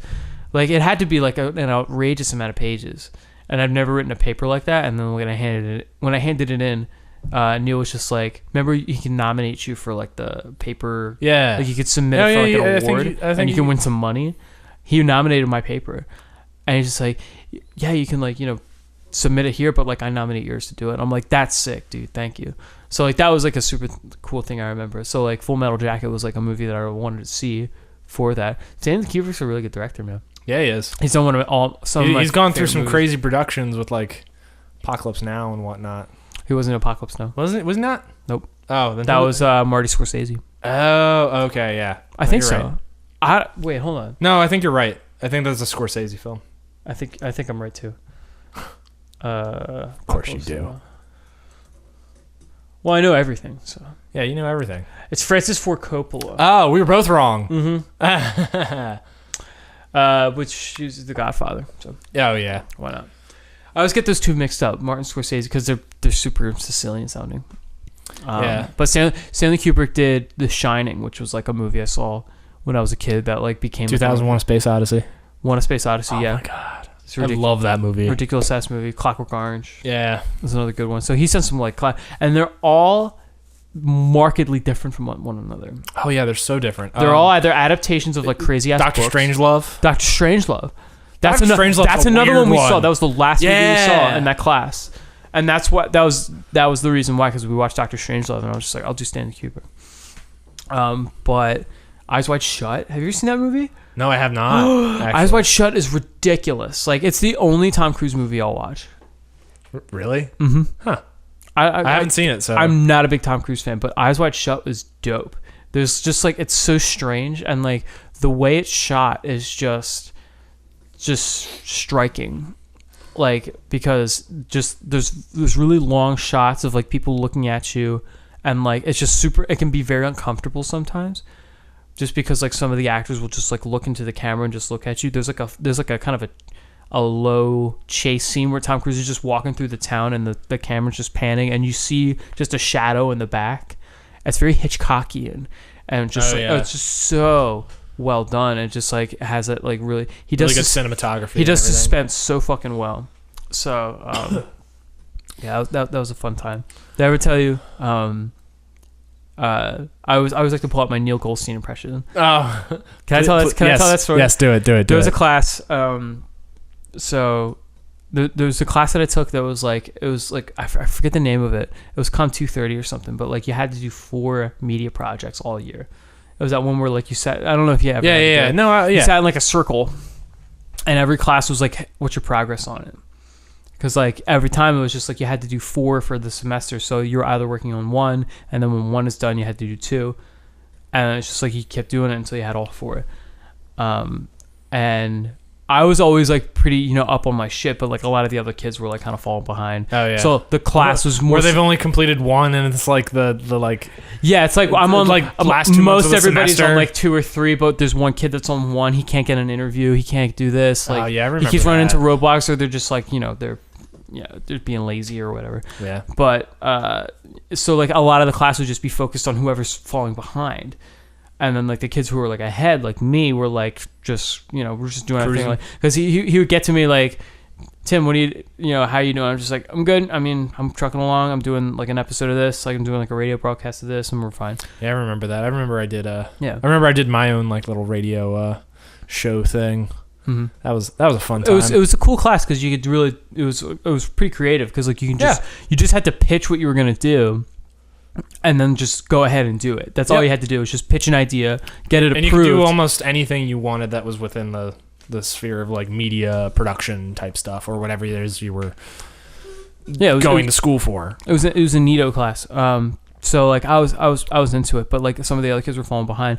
One day I come in and I'm wearing an MC5 shirt because that past weekend I went to the punk rock flea market and bought an MC5 bootleg shirt. Yeah. So so I'm really proud I'm wearing my MC5 shirt walking into Monco, and I go upstairs to the class and I sit down, and Neil's just like going off on all the guys that are just like not or falling behind, not doing anything, and they're just like, well, you need to get an interview, man, like you got to do this and you have to, and he would also never yell. He would never yell. He kept the same tone of voice. Always talk like this. This was his voice. He really didn't. Well, you gotta. He kind of talked out his nose, but it was very soft spoken. It was very like this, and like he would just do that. It's like, well, you got to get this, man, and like he was totally from the. What was the thing he always said? He was such a flower child. He was he had a saying. What was it? Was it like, you know what I'm saying? I know. You know what I'm saying? Yeah, no, that's was it. That it? Was that? That was exactly it. It's like, you know what I'm saying? Yeah. Or it was like it was something along those lines. Yeah, it's like, you know what I'm saying? It was something like that. Oh no. Is it making sense? Am I making sense? Yeah, that's it. That's fucking it. Yeah. Am I making sense here, man? He was totally a flower. Oh my god, that brought back just so many memories. Oh my god, yeah, it's just like fucking hit you like a ton of bricks, right? Neil Goldstein coming back to fuck your life up. Prime time during Montco. But anyway, like he's going around all these kids and just like grilling them. And he finally gets to me, and he's got nothing to say to me because he knows I'm good. He comes to me and locks onto my MC5 shirt, and he goes, "Who the fuck listens to the MC5 anymore, man?" I love that. He would just randomly know. Because he would just like lay out a profanity for you, and it was cool. Yeah, he wasn't one of those teachers that like, "Hey, I'm a college teacher, so fuck that." And it's just like, it'd be kind of lame. Like, he'd just slip it in the conversation but he'd do it at the right times. He was very precise with his profanity. You could tell he was a hippie. Oh yeah, he had to be a flower child, man. Oh yeah, it's just like the vibe I get from him. I remember he was talking about being a pacifist and everything. Pacifist, yeah. And like just like marching and protesting in the 60s. Yeah, he used to do that against the war. Like, dude, yeah, he would talk about it. Yeah. So like that was like a really cool thing about Neil. Good times, man. Sometimes I miss Monco. Sometimes, yeah. Other times I don't, man. Yeah. It's just like, I'm just glad that's just a chapter in my life that I can just look back on. Yeah. I'm cool with that. It's got some good, got some bad. I'm cool with that. I'll go visit or something. Who knows? I always say I'm going to do that, and then I never do. I don't. And I live like 10 minutes away from there. So you had a big... back onto the topic. So you had a big... Yeah. We're either really good at this or really bad at this. I'm not sure which yet. You know what? I'm just going with it. Yeah. I'm all loosey goosey. I mean, I'm 2 gin and tonics deep, so that's the way it's got to be, man. Yeah. We're only an hour and 20, so we're good. only an hour and 20. But so like thrash was huge for you. Yeah. So what was the first like thrash band you got to? Metallica, probably. Okay. Yeah. Was that your brothers? Your brothers turning on that? No, that was just kind of a thing I fell into kind of on my own, and just like suggestions from friends, and like, cause like, I got into Master of Puppets, and then I like, went back, listened to Kill 'Em All and Ride the Lightning and Injustice for All and all that stuff, and then Saint Anger, and I was like, never again. Saint Anger's like, I'm gonna go burn my clothes. I'm gonna jump in a river. I remember like I was like on the snare tone. I was riding the Metallica train all the way up snare. until like right after like Death Magnetic came out, because I really loved that one song. Like it was like one of like 2 good songs off that album. I didn't pay attention, man. I didn't pay attention. That was when I was like still like in my Metallica phase when that came out. All Nightmare Long. And it just had this really like deep, like aggressive riff in the beginning, that dun dun dun dun dun dun dun dun dun dun. It sounds lame now, but like that was just the way you portray it is so fascinating. Yeah. That's essentially what that book report video was like, except I was actually playing guitar. That's sick though, man. Like, yeah. But like I like developed more and more. Like I went through like I found out Megadeth was actually better than Metallica. I was like, oh, that's I mean, they had Marty Freeman, so I was like, yeah. Marty Freeman's a better guitarist than Kirk Hammett. You like would get way along, better. You would get along well with the singer from Brandish, Ryan. Oh yeah. He also is of the opinion that Megadeth is better than Metallica. Well, they both suck now, but right. But he's of the 2. But bands, I from definitely that era. like Megadeth's music more when like they were more in their heyday as opposed to Metallica's. I still love Metallica's album, like Ride the Lightning. Honestly, there's only like is my one. favorite album by them. Metallica, I can get down with only a few records, man. Like I could. I know you're really into Injustice. Injustice is my favorite one, and I don't care that you can't hear the bass because I'm not listening for the bass. Honestly, the bass isn't that great. Nope. In that album, and like I've listened to the Injustice for whatever that bassist Jason Newsted. Jason. You can have that record for your. You know what I mean? You can have his bass. I mean, I like that album, but it's not my favorite. Like, definitely, Metallica is actually the reason I got into H.P. Lovecraft. Who was one of my favorite authors. Oh yeah, Call of Cthulhu. And then I looked at like, whenever I like latch on to like a favorite band as an obsession, I like look into all like the backstories to the songs and where they come from. Like, this is a literary reference. Like, Call of Cthulhu, it's like a offshoot of Call of Cthulhu, which is this story by this 1920s writer. And then I bought that book and read all of his stories, and I even like my first tattoo is a Lovecraft tattoo. Really? Yeah, it's the occult, I got the Necronomicon pentagram on me. That's sick. Yeah. Also like Evil Dead, so did you hear about Ash? Yeah. Well, Bruce Campbell's retiring Ash. Two bits of bad news. Yeah, like Ash versus Evil Dead. Oh yeah, they're not getting renewed for another season. It's canceled, and just with that, Bruce Campbell's like, well, I don't want to do another thing with Ash. What's his last name? I don't remember actually. Ash. I was gonna say Ash Ketchum, but that's Pokemon. Oh well, yeah, that's Pokemon. What the fuck is it? Hold on. Consulting the interwebs. What do you say? But Ash Williams. Yeah, okay. I knew it was. I don't know why anyone would fucking know that, but yeah, he's retiring Ash Williams. Yeah, it's a shame, but like he's like Bruce Campbell's in his like 60s now. He's 50. He's gonna be 60 next year, man. Shit, yeah. No, but damn, does he look good? Yeah, no, he looks really good. That's a chiseled, good-looking older gentleman. Yeah, right. My Silver God. Fox. Silver Fox, yeah. Super Fox. He's a silver fox. he can get it, man. Oh yeah. He can super get it. Yeah, no, he's very suave. I think. But dude, like when I was a teenager, yeah, dude, Evil Dead was where was that? I love those movies. Evil Dead 2 was my favorite for a long time, and then I came around to Army of Darkness, and that one's like I think like Evil Dead 2 was the first one I saw, and then I went back and saw the first one, and then Army of Darkness. Have you ever seen Bubba Hotep? No. You've never seen Bubba Hotep? Bubba Hotep? No. Have you ever seen Bubba Botep? Have you ever seen Tucker and Dale Fight Evil? Yes. I love that movie. Tucker and Dale Fight Evil is a goofy ass movie. Because I also love Alan Tudyk, so because Firefly and whatnot. Dude, Bubba Hotep is a Bruce Campbell movie. Is it really? Yeah. Oh, I have to see it then. We're gonna watch it like after this podcast.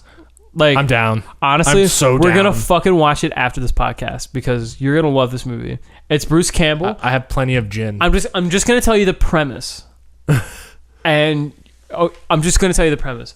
Bruce Campbell plays an old how do I say? He's an old person in a geriatric. Yeah, geriatric. That's what I'm trying to say. He's a geriatric gentleman, like in an assisted living, like a old folks home, a retirement community or whatever. And he's Elvis. What? Okay. The concept is that he's actually Elvis, and that right before Elvis died, they replaced him with an impersonator. So he's posing like people think he's like an Elvis impersonator who's old and is in a retirement home, but he's actually Elvis. And then mummies start to like invade the thing, like almost like an Evil Dead movie, and like he rises up with another guy who thinks with an older black gentleman who claims to be JFK. What? Bubba Hotep. We're gonna watch it. I really want to see this now, dude. It's such a funny movie. Yes, it's so good. Yes, please. So like, and dude, it's just the fact that it's like Bruce Campbell. It's just so funny. So you want to hear how I got into bass? Nope. All right. Well, that's it. Later. This has been a small town podcast. Now a word from our sponsors. All right, fine. Tell us how you got into bass. Fine. It's almost like I'm a guest on this show or something. As if. How rude. My guest wants to tell me how he got into music. So we talked about it a little earlier. I was hanging out with my friend Faris, and he had this other friend, Andrew, that he had known since he was like a wee little child. And this guy, Andrew, also played guitar. And we're like, hey, we should form a band. But 3 guitarists is kind of a bit much. So it's just 3 guitars just like playing out of sync, like no. One guy's playing like strumming like. That's kind of what it turned into. Except they asked like, hey, would you want to play bass in this? Because for those of you who are paying attention, I inherited all my brother's music equipment, which included that black Ibanez 5-string bass. That beauty, the black beauty. I mean, it's kind of a shitty bass, but like I somehow managed to get a good tone out of it. I use that word sparingly, beauty. It's a very boring bass, and it's so old. I'm surprised it's still holding together, but they asked me if I wanted to play bass, and I was like, yeah, sure. I'm not doing anything musically to begin with, so yeah, why not? So we just got together, learned a bunch of covers, and I learned how to play finger-style bass. Well, like the first song I learned how to play on bass in its entirety was Megadeth's "Poison Was the Cure," which is off Rust in Peace, and it's a very obscure song off that album. But dude, I love Rust in Peace. Oh my god, that is such a masterpiece. Holy Wars. I can.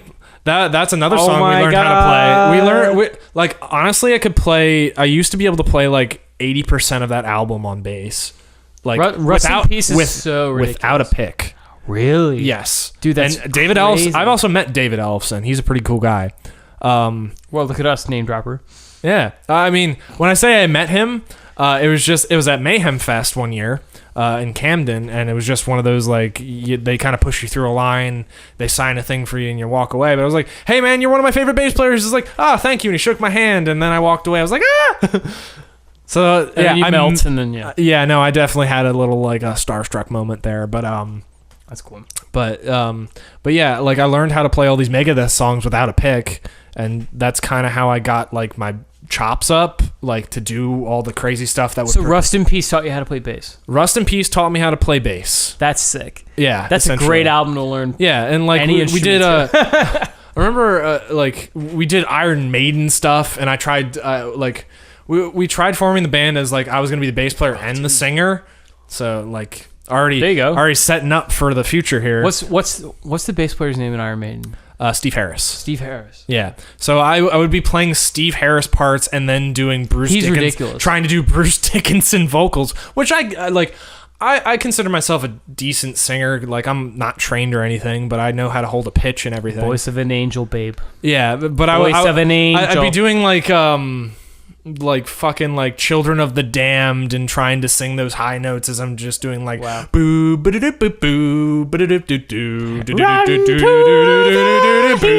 I'm playing like these intricate bass parts while like honestly like if I hadn't like gone through that little like band thing, we never actually like found a drummer or played a show. So Damn, you should call me up, man. didn't know you at the time. What was bro. the year? What year was it? If you were to guess, what year? Probably like 2009, 2010. Oh my god, I was playing with. It was before I graduated, so I was playing with Promising Contempt. I was right after I was in Westchester, and I left to tour with Promising Contempt, and we were signed to like a little shitty label. yeah. So I was playing in like garage bands and whatnot. I would have totally just like because I came home in 2010. No, we fulfilled our contract. I was doing nothing. Could have just came and hang out, man. I'll play. That would have been Rest in cool. Peace. But like you and I had no like mutual contacts at that time. No, there was absolutely no way. The way I got, I probably would have met you and thought you were an asshole or something because I was very insecure about myself at the time. very wary of each other. I mean, who wasn't? No. Dude, it's crazy that like, just like your journey to find like the friends that you hang out with, because like, oh yeah, it's like if you can just like trace the lineage back to like how we got to meet each other, because like I guess it just how did we meet? It was Monco, man. Yeah, but specifically, first time we met was like it had to be from. Did we? Kevin. We had it had to be I'm with sure Kevin. like we were kind of we probably had I'm pretty sure I had a class with you and Kevin, and like we might have worked on something Was together. it a David Ivory class or like Probably. It was probably a David Ivory class or like I can't remember. or it was probably a Morgan Betts class actually. You know, it probably that was, long yeah. ago. It was like a Morgan Betts class, Maybe. yeah. I know we've had classes together, but it's been so long I don't really remember. Monco was a crazy time for me because like when I started there, it was really strange because like I was in a really super vulnerable time in my life, which sounds really dramatic, but I mean, it happens. you know, I was like, I had been out of school, like I was a college dropout essentially. I was a music school dropout, and I had been out of school for 3 years, going on 4. And I just like, I felt like I didn't have like any direction. I was just doing bands. I was just like working odd jobs and doing whatever I could to get by. And then I was just like, you know what? I really want to just, you know, get educated and like, you know, get back to like in the swing of things and, you know, stimulate my brain, all that good stuff. So it's just like, I'll just start taking some class at Monco. And the first day I walk in, like I walk into literally first day of the first semester I went to Monco, I walk in and people know who I am. It was super. Wow. Yeah, Mr. Popular here. I walk. Yeah, and like. No, I'm so popular, guys. Like it was so weird. But that's the thing. It was shocking. No, that's still weird though. I only remember because it was shocking to me. It was shocking that like I had just gone from, because I was honestly kind of a little frightened and a little vulnerable. Of course. And I walk in and I think it was Tyler McMaster and Tom Brucker. And Tom Brucker was just like kind of hanging out. He didn't go to Monco. He was already graduated. And he was going to Penn State or something. But like Tyler McMaster and like a couple other people were like, because we had played a show or something, or they came to like, they knew Andros somehow. And they were like, oh my God, like Tim Balch is here. Like, and I'm like, I don't know anyone here. Like I know you, but I mean like it's crazy that like I know people here, and like I feel a lot better now. Like I feel better because like when I was in high school, like, you know, I was sort of like a ghost because like I was a floater. Like I didn't really have like a real friend group. But then when I got to Monaco, like it was just like super welcoming, and like I felt like I could have friends here too. Like that's cool. And honestly, and it didn't matter because like I wasn't. I mean, I wasn't from going what there I've to seen, make you always friends. make friends pretty easily, though. I don't know what that is. You're Man. you're just a friendly guy. He's so cordial and friendly. He's just got the look. But I don't know. I super appreciated that and I remember just like feeling like this is gonna be easier than I thought. Just because like going back to school was just like I don't know, man. Like my confidence was super shaken. Just like, you know, music school was just awful for me, man. Like music school was the most stressful, like daunting. Yeah, I remember discouraging time in my I remember we watched life. Whiplash together, and you were like, "Oh my god, this is giving me flashbacks." Yeah, it was awful. Like it was, and I'm not gonna say it's exactly like that, but it feels like that. Yeah, it feels like you're just constantly getting like just, you know, music shoved down your throat, and like just it's, you know, where you think that that's a good thing, it's not, because like it's just whatever you do is never enough, and like you're just like in a practice room like for 6 hours a day for as much as you can do until someone kicks you out because they need to use it, and then like you have to do other courses, other classes, like, you know, English and math and all this that you're not good at, and like that I wasn't good at. Yeah. And it was just like, it was super stressful, man. And all I wanted to do was, I just wanted to be home with my friends because we were playing in a punk rock band, and we were on the verge of getting signed, and we were going to Cleveland to make a record. So like it was super discouraging because like I wanted to succeed, but like my heart wasn't in it. My heart wasn't in the music school thing. Yeah. And I just got like a huge heavy dose of reality, and I had to quit. I had to step away and be like, sorry, I can't do it. My parents were like, that sucks, but I mean, like, you know, you got to do what you got to do. You're an adult now. Yeah. I remember I tried to go to Monco for like music, just straight up music, and it was just not my. It's tough, man. It's tough. Being a music major is like, the toughest thing. I like went like for like one semester, and I knew right after that I was like, it's not my thing. Like doing the whole like music theory classes at 8 a.m. It was like it's nothing compared to like what you went to for like getting classically trained and whatnot. But like, yeah, dude, it was just straight up. It just wasn't me. It was like so suffocating, and not the way I wanted to do music, because it turned it into a chore for me, and that's not what I wanted. That's not what I wanted to happen to it. It was the only time that I didn't feel good enough of like. When I came to music, like when it came to like artistic creativity and like because it didn't matter about that. It wasn't going to music. Going to music school was about learning music, and that's it. It's about like learning by the book. Yeah, and like how you relate to an ensemble, and like how you fit into a role, and how it's very rigid, and it was. I don't want to say it was crushing because that's a little dramatic, but I mean, like, yeah, it still was very disheartening. I'm sure it was discouraging because like you didn't think you were good enough because like you had to be at a certain place of heart. You had to be willing to kind of take yourself out of the equation, and I wasn't willing to take my heart out of, you know, what was going on and just be a soldier and just be, you know, just like you play a role, and if you could just play the role, then you'll always be right. And I was like, I can't do it. I can't play the role. It's too much work. It's too much. I don't know what it was. It was just like, it was super discouraging. I didn't feel good enough.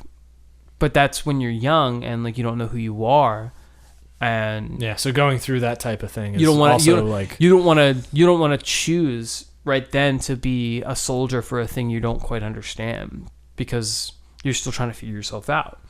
And I think all I wanted to do was escape and be free. I just wanted to like kind of be like, I gotta go on your own path type right. of thing. I was just like, I feel like I got into college too soon, and I picked the thing that I thought was okay. I don't even know if music is going to take me to places that I want to. I don't even know if a music degree, I should say, is going to take me to the places I want to be. Yeah. super confused, super all that, and I need to like dive into the world and just be like, what else is out there? Yeah. And so that's literally what I did. For whatever I went on whatever will bewilder you. So like, I started like going to different studios to fucking, sort of hanging out with different friend groups and taking day trips and just like fucking around and just like getting you like. You kind of need that though sometimes. And just working and just just like bumming around and just like living life like. That was a good time in my mind, and I just needed it for like a second, and a second turned into 3 years. But same, actually, that was when I worked at Habitat and had like long hair and everything, and that's when I met you. You had long hair, man. Yeah, that's when I was a huge stoner. You had long hair. Yeah, so was I, man. I think that was another thing that we were just like, dude, we hung out, smoked, and we can hang, listen to music, and then we could hang and smoke and play. I Have No Mouth and I Must Scream. Oh my god, I had completely forgotten about that. You showed me that video game. I actually tried playing that video game, and it's so fucking hard. But how could you play a game? Who would think to come up with a game like that? That's just so. You know Harlan Ellison. I do know that, but I mean, like, he was one of the like leads on that game. Yeah, he's the voice of Am in that game. I know, but I mean, like, the developers, like the people who are just like, okay, it's going to be point and click. It's going to be. Well, that game came out in like 91, 92 or something like that. Yeah, but I don't understand like what. That's a real old game. That's when point and click games were really big. Like yeah. Like I can go into a whole history of fucking like Sierra games and whatnot, Myst and whatnot, and dude, I had a ton of. I didn't have a ton, but like there was one Sierra game that I loved. It's called Load Runner. Remember Load Runner? No, I don't remember. I think I showed you Load Runner. But it was just like you were a little guy that ran around and collected gold, and like monks would chase you. Sounds vaguely familiar. Monks with like red robes would like come, and it was like a little just platform game. I don't think I ever played it. But I've heard of it before, but I've never played it. That was a game I had, and literally no one has ever played. Like, I don't know why, but I was like, it was one of the first video games I ever played. When I was a kid, like I played, what is that? That's the train.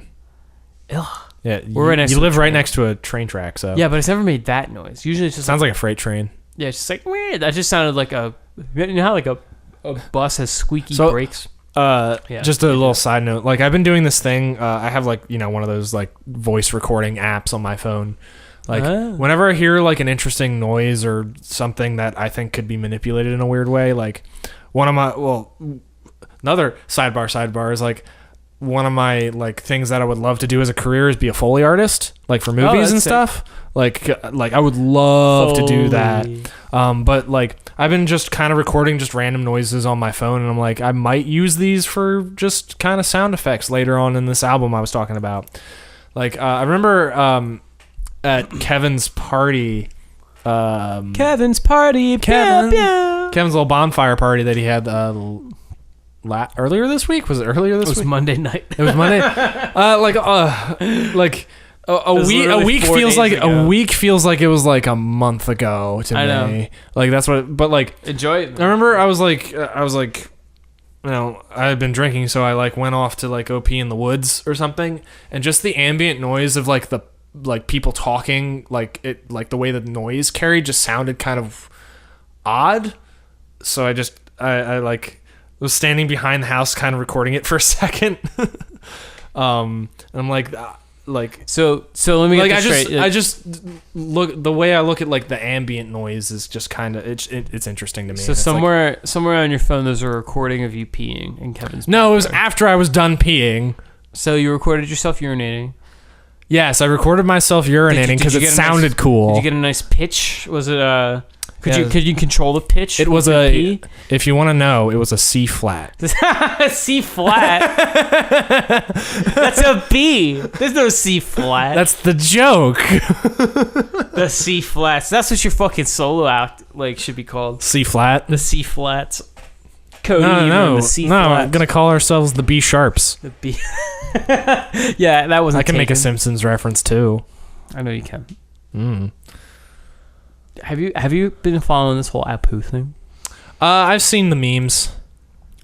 There's memes. I just been there's seeing memes like of news. I haven't people seen like memes. they Apu is racially insensitive, and then it shows pictures of like Willie, that Italian chef guy. Yeah, they're like missing and- all the other ones. Yeah, like it's still like culturally insensitive in like other parts, and like Cletus, the redneck guy, and like it.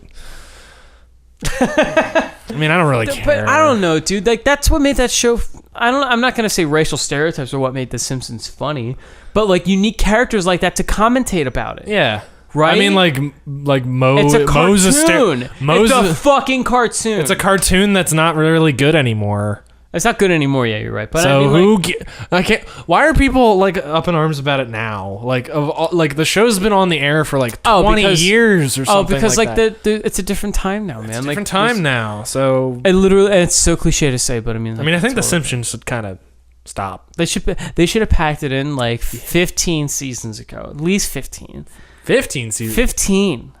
Like maybe What season are they on? maybe after the movie. That was like 10 years ago. Yeah, definitely after the 10 years ago. After They should have movie. packed it in. Like I don't know, because like, the movie wasn't that great, and cuz like the show is marginally funny. I'm not going to say it's like, oh, it's like unfunny. It's like cuz I've seen some not funny shit. it's entertaining. But The Simpsons can be funny, but I'm just saying, just like, what else are you gonna say? It's Yeah. just like, oh wow, fireworks fireworks or gunshots. or gunshots. That's not good. I mean, that's not gunshots. Yeah. Gunshots are more staggered. What day is it? It's like, why are you? It's Cinco de Mayo. No, that's next. It's weekend. April 27th. What are you Perfect. celebrating? Get that fireworks off. I think they're just like, I don't know. Like, it's not First Friday, so like, you can roll that out. yeah. Yo, It's last Friday. next Friday it's gonna be May the 4th. May the 4th be with you. Ooh, and Solo's coming out next month. And Solo's coming out, yeah. Which I don't know. I don't know if I'm excited about it. I think it will be good. I hope so. I'm just excited to see Donald Glover as Lando. Me too. Really. But like, I don't know. I think they picked the wrong guy to be Han. Like, I think they picked Yeah, the wrong I guy. mean, I have no idea who that guy is, so I'm Kevin not, showed me the guy that they passed up who looked exactly like him. who looked like a young Harrison Ford. I mean, Pretty like, much. well, maybe that guy wasn't a good actor. He appeared to be a good actor to me. Like, No, I don't know. no, you're right. The guy they picked kind of looks like Zac Efron or something like that. Yeah, and it's just like tough for me to believe. Looks like he's in One Direction. Yeah, it's tough for me to believe it, and I feel That like he's a smuggler. yeah. Yeah, it's kind of You're a smuggler. Get the hell out of here, you baby face. Yeah, like- right. He doesn't look like someone who'd survive in a criminal underworld. Right. Like Han Solo was at least gritty, and you know. And Donald Glover could, I think, is gonna. I think that's. He's gonna be a great Lando. I think that's a good choice. Yeah. Oh, definitely. As long as he can do like a good say, man, give me some malt liquor. Some Colt 45. Some Colt 45. Hello, what have we here? Dude, I say that all the time. This deal's getting worse all the time. Deal's getting worse all the time. Oh, what does he say? He's just like, he arrived just before you got here. I'm sorry. There's nothing I can do. Nothing I can do. Wow, dude. Oh, what I was love Star Wars so much. Me too, man. That was another thing I think we bonded over. Oh yeah. Not only was it Primus, but it was You know, all the nerdy things. Star Wars. All the big nerd stuff. You hit all my nerd nerves. So I'm getting progressively like drunk as we like do this because of like a couple gins deep, and I've been drinking my Neshaminy Creek. But yeah, nerves. Yeah. With Star Wars and Primus and all the stuff that I try and keep secret from the outside world. Why keep? I should embrace my nerdiness. Yeah. I mean, I believe it's. I feel like I have to tone it down because Simon Pegg said a thing. Like Shaun of the Dead. Simon Pegg. I know Simon Yeah. Pegg. He's like. I know who it is, Simon Pegg. He's the director from the UK, and he made Shaun of the Dead and Hot Fuzz, and he's known for other things like. Well, he wasn't the director in all those. Edgar Wright was. Oh, right. But that's beside the point. Well, technically, Actually, Edgar Wright was technically but no, the person. he said being a nerd means you don't have to play it cool about how much you like something. That's right. And I just think if you look at my Tinder profile, it's literally just like, hey, I play funk bass and I love D&D and Star Wars. Get at me. you got to be yourself, man. You got to put yourself out there. Yeah. And I think like that's a good thing to put. on a Tinder profile, because I'm not looking for just like hookups and whatnot, even though it's Tinder. But That or I'm on a date right now. Get me out of here. yeah. That's another really good thing to put on your Tinder profile. Oh yeah, I'm sure that will get you like really instant responses. Get a too. rescue. Yeah. Get a rescue Tinder date. Rescue Tinder date. What were we talking about before Star Wars? Because I had We were talking about. We've been talking about like. Oh, we have like a main. We have a main story. I don't know why I love talking about current events. I don't know why. Oh yeah. Did you? Because it's important. I guess so. Did you see the Bill Cosby thing? Yeah, guilty on all charges. All counts, man. He's probably just gonna get house arrest though. Also guilty of being painfully unfunny for the last 40 years. Yeah. I always thought that like some friends. Never mind the sexual misconduct. Some friends showed me a clip from the Cosby Show, and it's like they're having like a barbecue, and like it's like. Especially like even back then, I'm sure it was kind of a weird scene, but like especially now, like Rudy, here, take some sleeping pills. He's like. So have you noticed that all these people that are eating the chicken, I put a very special sauce on the chicken. And have you noticed whenever they're eating the chicken, what the fuck is with him and poisoning food? Like that was the whole scene, and it's just like he's talking very quietly, and like the camera cuts to like these other people like sitting at like this bench, and they're like making out and stuff, and it's like, you notice after they get the little bit of the sauce, they want to go home real quick, right? You know what I mean? The fuck? It's just like what, and it's never like it's stated like what he put in this barbecue sauce that he put on this chicken. It's just like, what is it? Viagra? Is it like a little bit of a roofie? Like what the like? Even back then, like that had to have sent up some red flags, and like. I don't think it did though. Like I honestly think they were just like, oh, that's just crazy Bill Cosby. Oh yeah, back then I'm sure. America's Funniest Family, just doing it again. Yeah, it's 1984. Like I don't know. Like it's back. Like I mean, all the fucking cases that are against him like happened back then. So. Right, and so it was just so now we're all just like, oh, a lot more things makes. It's kind of like with the Louis C.K. thing. How like now a lot of his jokes are like, oh. This is way different now. With Louis C.K., at least he owned up to it. He didn't apologize for it though, and that's what a lot of people had a problem with. Well, like he's like, yeah, I totally masturbated in front of a bunch of people, and that was. Yeah, well, no, that's kind of exactly. I what guess he I did. missed that. I guess I missed that. I thought he apologized. I don't think he apologized. I know like he didn't apologize right away when he released his like statement about it. Right. And that's what a lot of people got on his shit for. I mean, well, they're gonna get on his shit anyway because he's creepy. But the thing is about Louis C.K. is we all kind of knew. I think like it's tough because he's. For a long time, he was my favorite comedian. Like same. I was super disappointed to find out. Like he's a super talented guy, regardless. Yeah, like, but that doesn't. Yeah, that doesn't excuse anything. It doesn't excuse him, but I don't know. Like I think he tried. Like I think he knew that like he had done things, to women that were like kind of sexually compromising. One of them being just like masturbating in front of them. Another like he never like forced. Like, he never forced himself on anyone though. Like, yeah, it's still misconduct, and it's still misconduct. It's misconduct nonetheless. But I always try and find it's still harassment. It's a varying degree of harassment. But like, I always try and find like the varying degrees of it, where it's just like we can't compare him to someone like Bill Cosby or like Harvey Weinstein. Oh yeah, because that was kind of like a serial. Right, that was like something that like was kept secret for decades and then started coming out all at once. Right, and like ruined people's lives. Like obviously, like I'm not saying that the girls that accused Louis C.K. their lives were ruined or anything like that, but like I don't think there was a big cover up, was there? There wasn't like a big like thing to like. It was just something that keep like, them silent or anything like that. No, there wasn't a cover up, I believe, but still, like. I know, and it's still really fucked up that he. Wanted to do that, but like it was also like 15 years ago. It was like a long time, and you can't even like use that as an excuse. But like I feel more bad for a guy like that. Like than I do for like someone like Harvey Weinstein. Oh or, yeah, like, because Bill he's Cosby. a predator. Right, those are like actual predators. I think Louis C.K. was just like kind of confused every now and then. Yeah, I mean, you can tell from his stand-up because he was in a an very unhappy, sad person. He's just a sad person who's in an unhappy marriage.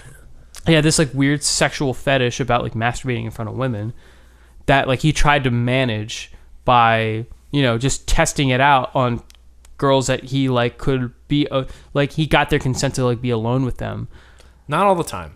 Sometimes he just I'm pretty sure a couple times he just whipped it out. He would just do it. And there was that one time where we did it like over the phone, and you can't really do that. Oh yeah. You don't even know what you can't see him. So like, yeah.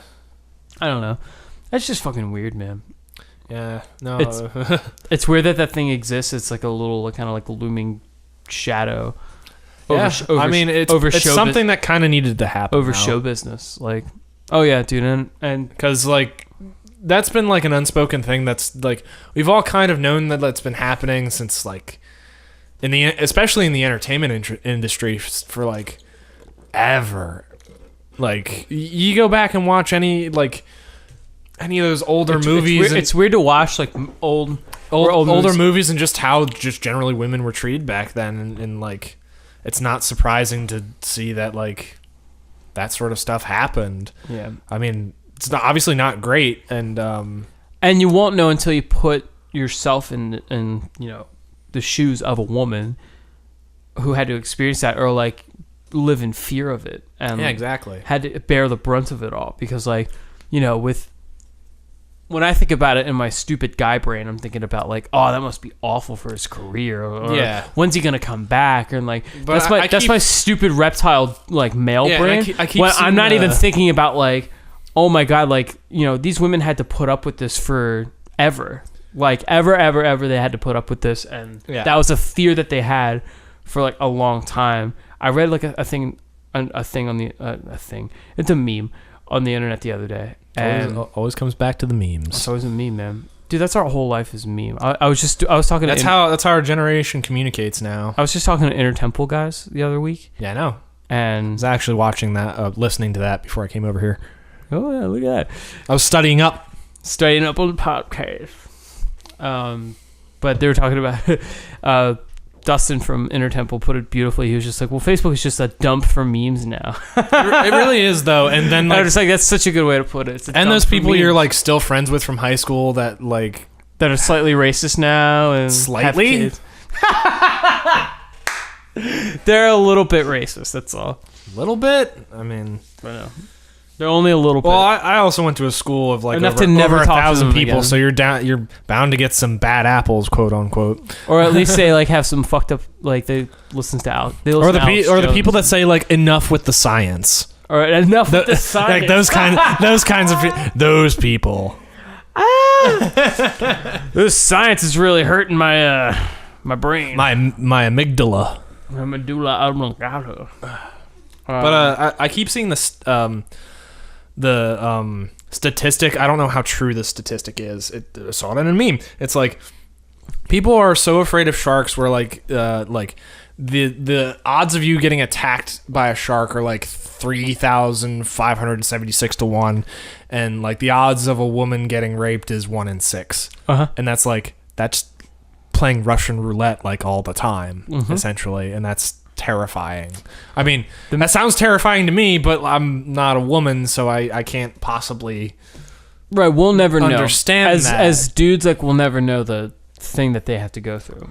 And we can't pretend we can't pretend to know. That's all. Like, it's like when people say we have to understand that we won't fully understand it. Right. Whenever men, unless things start shifting in that direction, but where I don't know, but I don't know. I don't see that dramatic of a shift happening, at least anytime. I just see a lot more just consternation. I just see a lot more just back and forth of people like either saying like, you know, there's going to be people. There's not enough discussion. There's going to be pseudo level-headed people like us going, pseudo level-headed. Is, I guess, you know, there have to be some things that have to be addressed, and you know, these things are happening. We should probably be sensitive to them.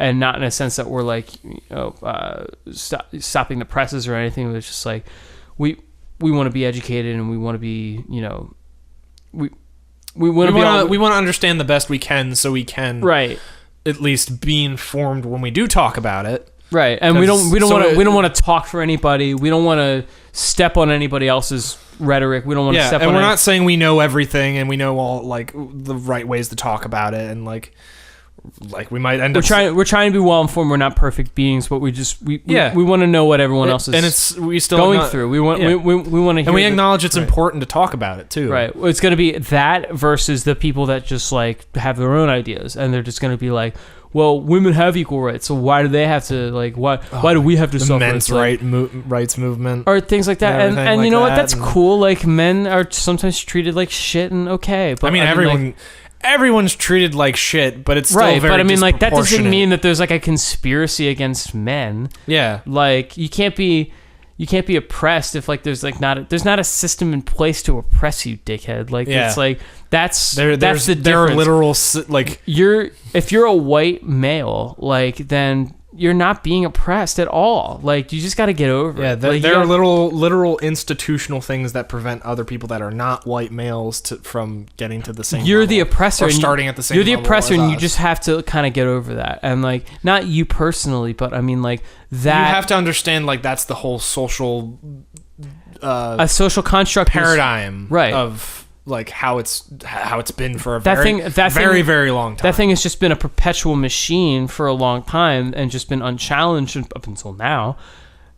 And it just was allowed to continue. And you won the genetic lottery, and you were born a white male, and you don't have to bear the brunt of any of it. Yeah. So just be happy. Be happy that you don't have to. And this go is also through just that. talking about in the United States specifically. It's, right. It's also the you see other people is different in other countries. You see other people playing a victim card because it's their right to do so, and they can, and because they are a victim of something. And you can't just, like, apply that to your own thing and just make up things that you're oppressed about. Right. Like, so it's like, I don't know, that thing bugs me. It's just like, if you, and I don't want to say check your privilege or anything like that, but I'm just like acknowledge that, like, you have it at least a little better than other people. Yeah. If you're a white male. You have a little bit of an like, advantage. Yeah. If you're a white male. Everyone's going to give you the benefit of the doubt. Like, you know, like, you. So... Funny thing that actually happened to me recently. Well, happened to me, but I was involved in it. So I was hanging out with my friend Forrest in Doylestown. Ooh, Doylestown. Yeah, I love Doylestown. Went to get some like CDs from Siren, and like, you know, just wanted to hang out in Doylestown for a little bit. And I was parked on that one side road that's like next to Siren. And like the meter was full and everything, and me and Forrest were just kind of sitting in the car just talking about stuff. I was smoking my pipe because I'm a hipster douchebag. I was gonna say, were you smoking your pipe like a hipster douchebag? How did you know? You answered my question. But like, we're sitting there, and like, he's smoking a cigarette, I'm smoking my pipe, and we're just sitting there talking about stuff and whatever. Cop comes up, and he's like, "Hey, how you guys doing? Someone just reported a suspicious vehicle." And I'm like, "Oh, I'm sorry. We were actually just about to leave." And it was like, "Yeah, like, let me just check your IDs. It's Doylestown. People do this all the time. It's fine." The cop was actually super cool about it. And it was like, "Okay, we gave him our IDs. Went back, checked him, came back. He's like, "Yeah, like, what are you guys just smoking a pipe or something?" He's like, "Oh yeah, I just went to the tobacco shop on the corner over there." He's like, "Oh, okay." And I apologized to the like, "Oh, sorry that you had to get called on us." And he's like, "Oh no, it happens all the time." And he left. And the whole encounter took probably like 5-10 minutes. Could have gone way worse. Could have gone way worse. As soon as the cop got back in his car, Faris, who is Pakistani, he was like, "I'm so glad you are white and driving right now." Dude, that's so legit. Because he was like, that was the shortest encounter I've ever had with a cop. Mm-hmm. And I'm like, yeah, you're a little bit right. It's so legit though. If Forrest was, I hate to say it, but if he was by himself, he wouldn't have the same benefit of the doubt. He can be a pretty shady guy. I know, but I mean, I'm just talking from like. But yeah, no. If he was by himself, like, it probably would have at least taken like 20 minutes. Right? They would like, just have. They would have asked. Like, the cop didn't ask me. He would like, still be subject to more scrutiny. Yeah, like the cop did not ask me like, where you from? Like how long you been here, or like just like he'd be like, where are you coming from? Let me know everything about you. Cause yeah, like, he didn't go through any of those questions because like he's investigating like the Taliban or something. Like he's I don't know. Like it's like I went to tech school for protective services, which was like, was taught by like actually the chief of police in North Wales. Yeah. So like I'm super comfortable around cops in general. Like. You know how they operate. You know how. Like, yeah, I know how they operate. I know the questions to expect whenever like you get stopped for any reason. It's just right. I just try to be friendly and not. What's the one thing they always want to know about you when they pull you over? I've actually never been pulled over even. Oh well, because you're a white cis male, you piece of shit. Yeah, you're not doing anything illegal. The one thing they ask, they ask for your license and registration always. If you get pulled over, like for speeding or anything. I'm saying like if for whatever reason, like the cops are called on you to descend, like maybe you're like on the street, they mostly like maybe they don't care so much about the specific answers to the question. They care how you answer them.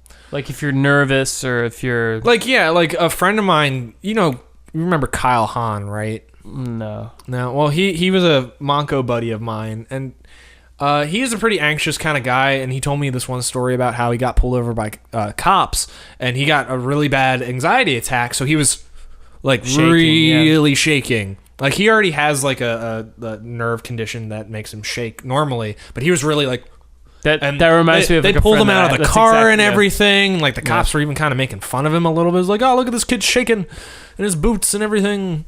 And that's just like, and like you have guns. Of course, I'm shaking. Yeah, like I understand cops are very intimidating, especially with everything that's been going on. Do you know nowadays. what you have? Do you know what you are? Yeah. Like, not only could you shoot me dead, like if you don't want to do that, you could like bankrupt me. You can take all the money that I have just by writing a ticket. Like, yeah, exactly. So it's like it's super intimidating.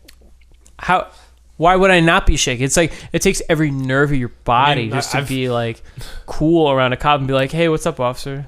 Yeah, like I've even talked to cops while I was like stoned and drunk and stuff like that. And right. That's why we say fuck the police. Is because you have to have that mentality. Because they can fuck you. Right. You have to have that like mentality at least a little bit just to get over your just raw fear of what they can do to you. I've never had a particularly bad experience with cops, but I'm also like. I'm not like a huge rebellious kid or ever you are. You play bass in a punk rock band.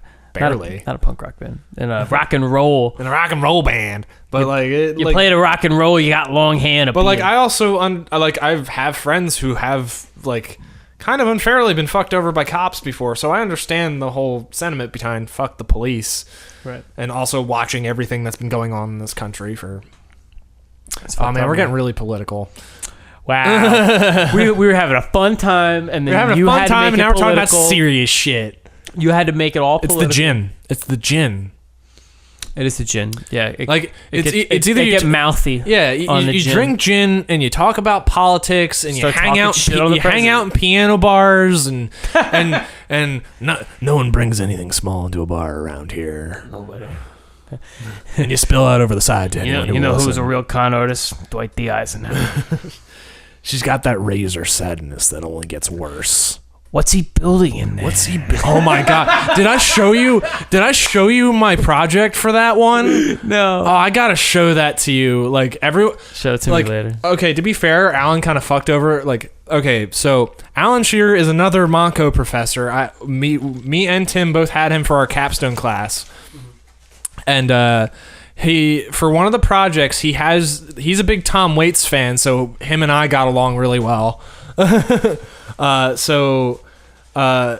He had for around Halloween he had us listen to the song What's He Building in There, and it's this very abstract Tom Waits just song. Look it up. Tom Waits Tom Waits What's He Building in There, and it's like a weird spoken word thing. And it's really creepy. And for an assignment he had us recreate that as like a audio project, and as an audio student this was no problem for me I whipped it up in 20 minutes. Yeah. Like, that's how long it probably took me overall. The thing is, though, everyone else in my capstone class was not an audio student. It was all like film and journalism students. Right.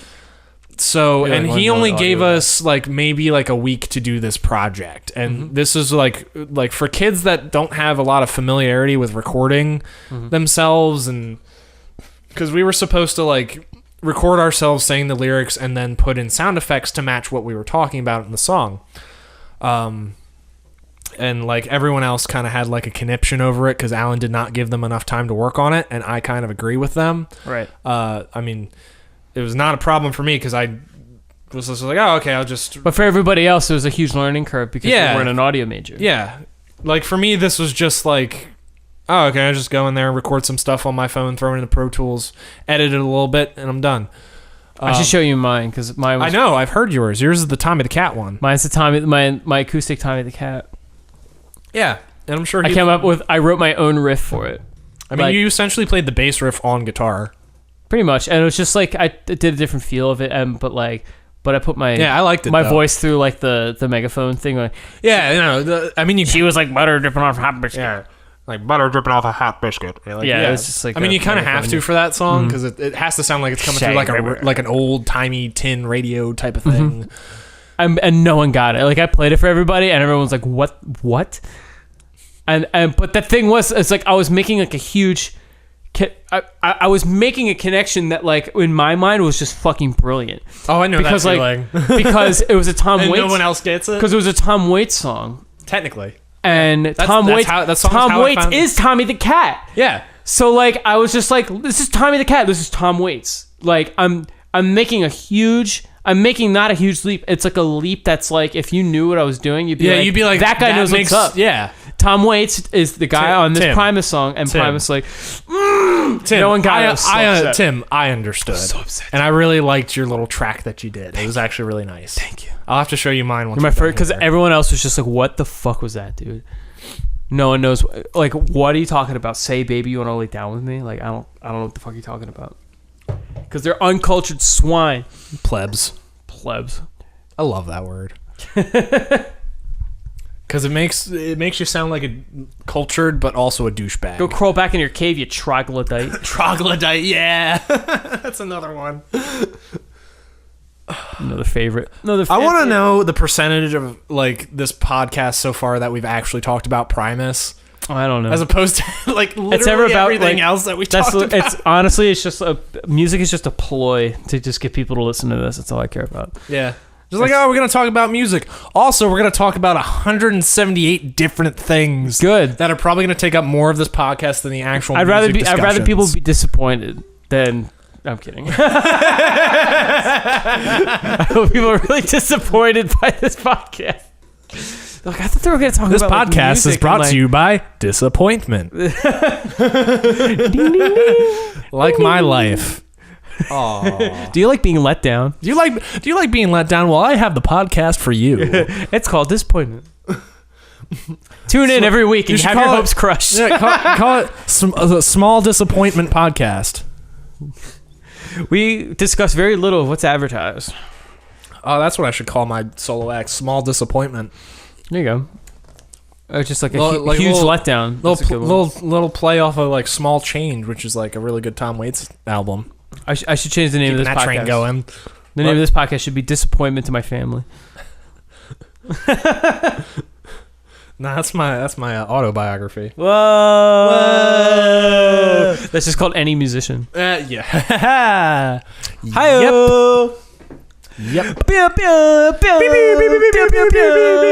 right, we descended into madness now. Speaking of madness, yeah. Go ahead. What's the time at right now? We're 2:15. We're at 2:50. How long did 2:15. 2:15? 15. Okay. How long did you want to keep this going for? I don't know, man. Whenever you want to go. Okay. Let's touch on a few more things. I don't want to get too excessive, just because this whole thing has been excess. Oh my god. Okay, let's talk about because literally because I want to have you on more times. Like I don't want this to be. Oh, you want me to be a regular? Yeah. Recurring guest? Oh, absolutely. Cody Heebner, you got to be a regular. You want me to just co-host it with you? It's going too far. I'm kidding. You can co-host with me. Maybe one. No, time. it's fine. Maybe one time. It's fine. I'm It's the fine. head. No, you said it. It's fine. I'm the center of attention here, and I get paid scale. So I can't guarantee you any rights. Okay. Dude. Let's talk about the main thing. For real, I want you as a regular. But yeah, go ahead. Yeah, no, I'd be happy to come back whenever you wanted me. Bring more gin. This is fun. This needs to be like a group thing. You need to get more mics. I know. I need a bigger interface. This is only 2 mics. Like I could see this being like a 4, maybe 5 person type of thing at one point. I feel like more than 2 people just gets too crazy.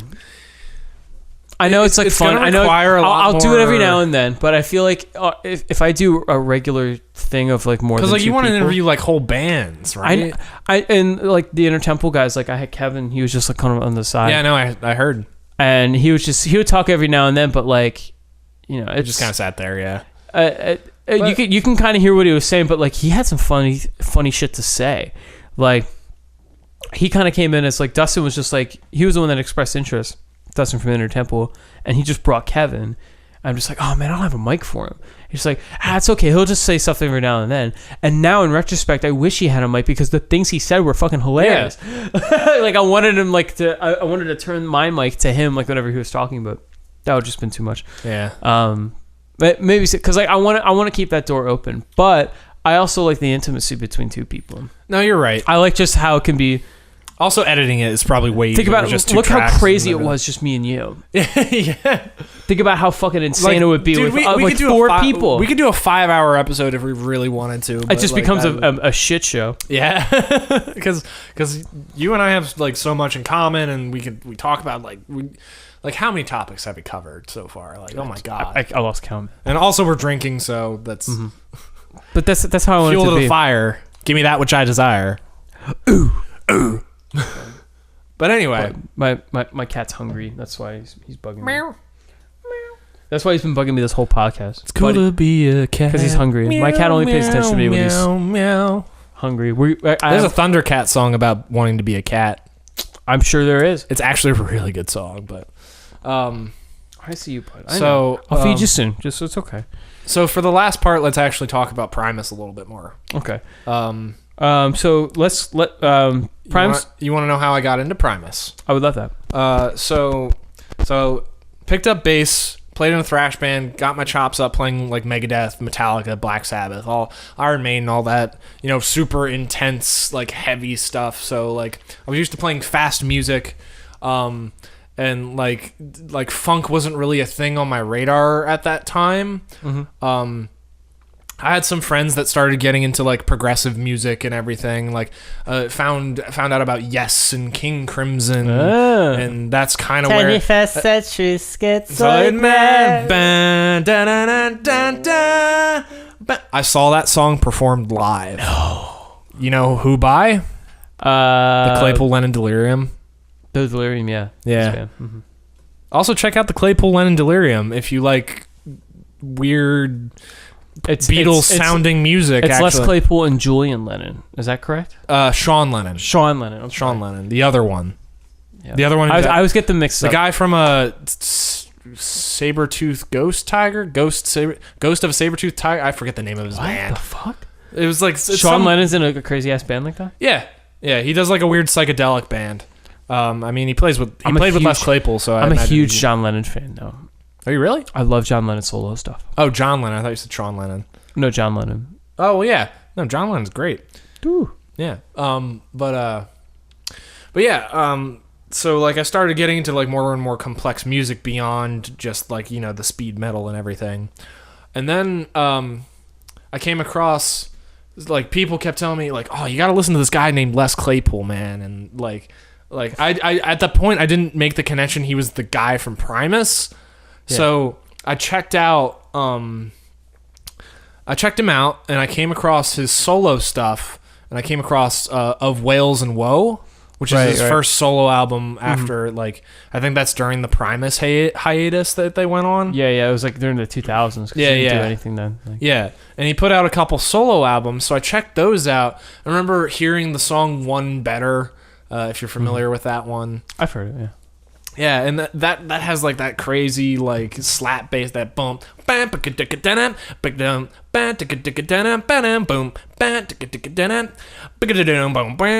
I was just like, wow, I've never heard anyone play bass this way before. How's he doing and like, that album was just like, what the fuck? Are you kidding me? Like, you can do this with a bass? Yeah. Like, so this is what people mean when they say slap the bass. Mm-hmm. Oh yeah, and like I mean, no one slapped it like Les Claypool, man. Yeah, I mean, as I was soon to be privy to,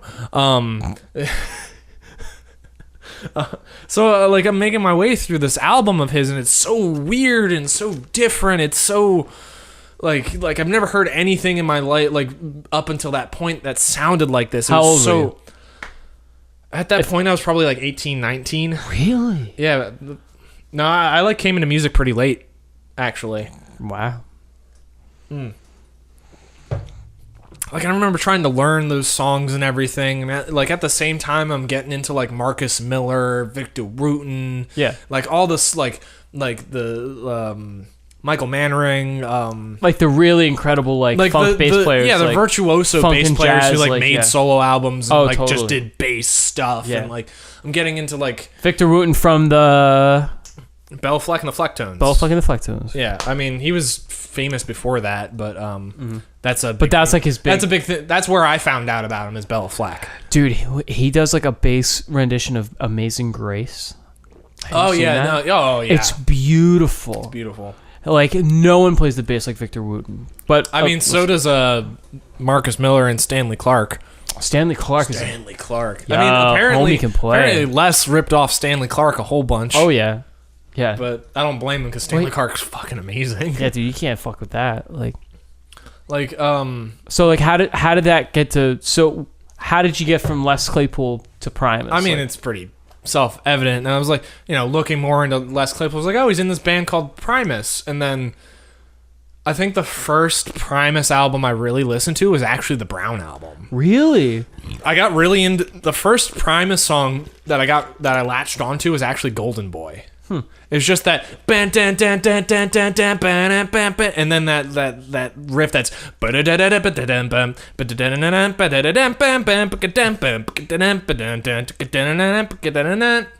Brown Album was such a good record, man. Yeah, it's such a good. I mean, all their records are really fucking good. Honestly, the first one I heard was Jerry Was a Race Car Driver. Yeah, I mean, I heard those songs like Jerry, John the Fisherman. Yeah. I hadn't heard Tommy the Cat until like I actually like started making my way through the discography and everything. And the big two for me were Jerry and Tom. Jerry was like it was incidental because like it was in that Tony Hawk Pro Skater game. Hearing Tommy the Cat was super disheartening for me, actually. Really? What? For the first, because it's just like that the riff, the Tommy the Cat riff just sounded so in. Like people like talk to me and like it was like discouraging because you were like, how do you do this? Right. How can a human physically do this on it? Like I heard all the Victor Wooten stuff, but like even like people wonder like how I was able to like nail down like Les's style so well and the. Oh, he's so hungry. He's like staring at me. He's like literally like, you're gonna feed me, right? Like, that poor cat. Dude. He's on a diet, so he's freaking out. But like, it was so daunting to me because it's just like I finally find this genre, this section of music that really. And like Primus is so weird and so out there and so unique that like I really connected with the music because like I'm used to being the fucking outsider weirdo type of guy that totally. Like dude I can get along with people. It touched you. It like and like it was like totally a guy for me. Yeah, and I'm a sucker for storytelling and like character development and all that stuff. And like all the songs have these colorful characters. Like Jerry Was a Race Car Driver. It's like, right up your fucking alley, man. Yeah, and like I loved all that like old timey music, which they like, especially in like Tommy the Cat and like big parts of the Brown album where they got kind of folky a little bit at parts. It was like folk storytelling. Yeah, and like I really appreciated that. Like sort Arlo of stuff. Guthrie and like Bob Dylan. Yeah, and like Primus just opened up that whole door to funk rock and Totally. like all that sort of like really technical bass driven music. Yeah. And I just latched onto it, and like I like just would sit down for weeks, days, and like watch Victor Wooten instructional videos to just learn how to do that double thumb thing. Like that's like Victor Wooten was actually a huge basis of like how I learned the technique that Les uses, like the whole flamenco style where you just kind of strum with like the nails on your fingers, and everything, like the style he uses for Tommy the Cat and everything. And like going through all the really terrible like tabs that are online of like Primus songs, and then like kind of going off what they heard, like said, and like, oh well, that's clearly like not how he plays it because it doesn't sound right. So I would just kind of like slowly figure it out from there. I'd watch live videos and just stare at his left hand, at Les's left hand, like how what fret is he doing? What like, and that's how I just learned these Primus songs. It's literally just monkey see, monkey do. Like I've always, and that's what I'm doing. That's how I learned how to play drum. That's how I've learned how to play every like really crazy ass drums. Like that's how I learned how to play those Mars Volta songs. Oh, speaking of the Mars Volta, you know, guess who drums for Thundercat? It's not John Theodore, is it? Thomas Pridgeon.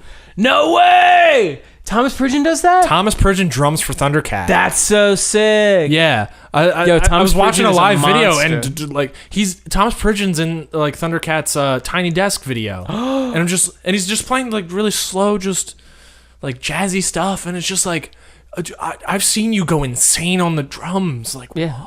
Dude, he's an animal. God. I remember when he just burst onto the scene. I remember when you showed me Deloused in the Comatorium for the first time. That's John Theodore, though. Is it? Yeah. Oh, okay. That's the first. The first drummer was John Theodore, and he's arguably my favorite. He's, in my opinion, more favorable than Thomas Pridgeon because I like Thomas Pridgeon's still really good. Thomas Pridgeon's ridiculous. Like they have never had like a not good drummer. I mean, like for what they do, you can't not have one. You can't afford to have a not good drummer. Yeah. But the first drummer, John Theodore, who's on Deloused, he's my favorite one.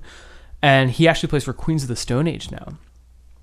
Oh. Yeah. So the newest drummer for Queens of the Stone Age is John Theodore. Nice. And he used to play in well, at first he was in a band called Golden. I think that was the band he was in. And then when Cedric and Omar started the Mars Volta, they're like, yo, we gotta get this drummer guy. He's super good.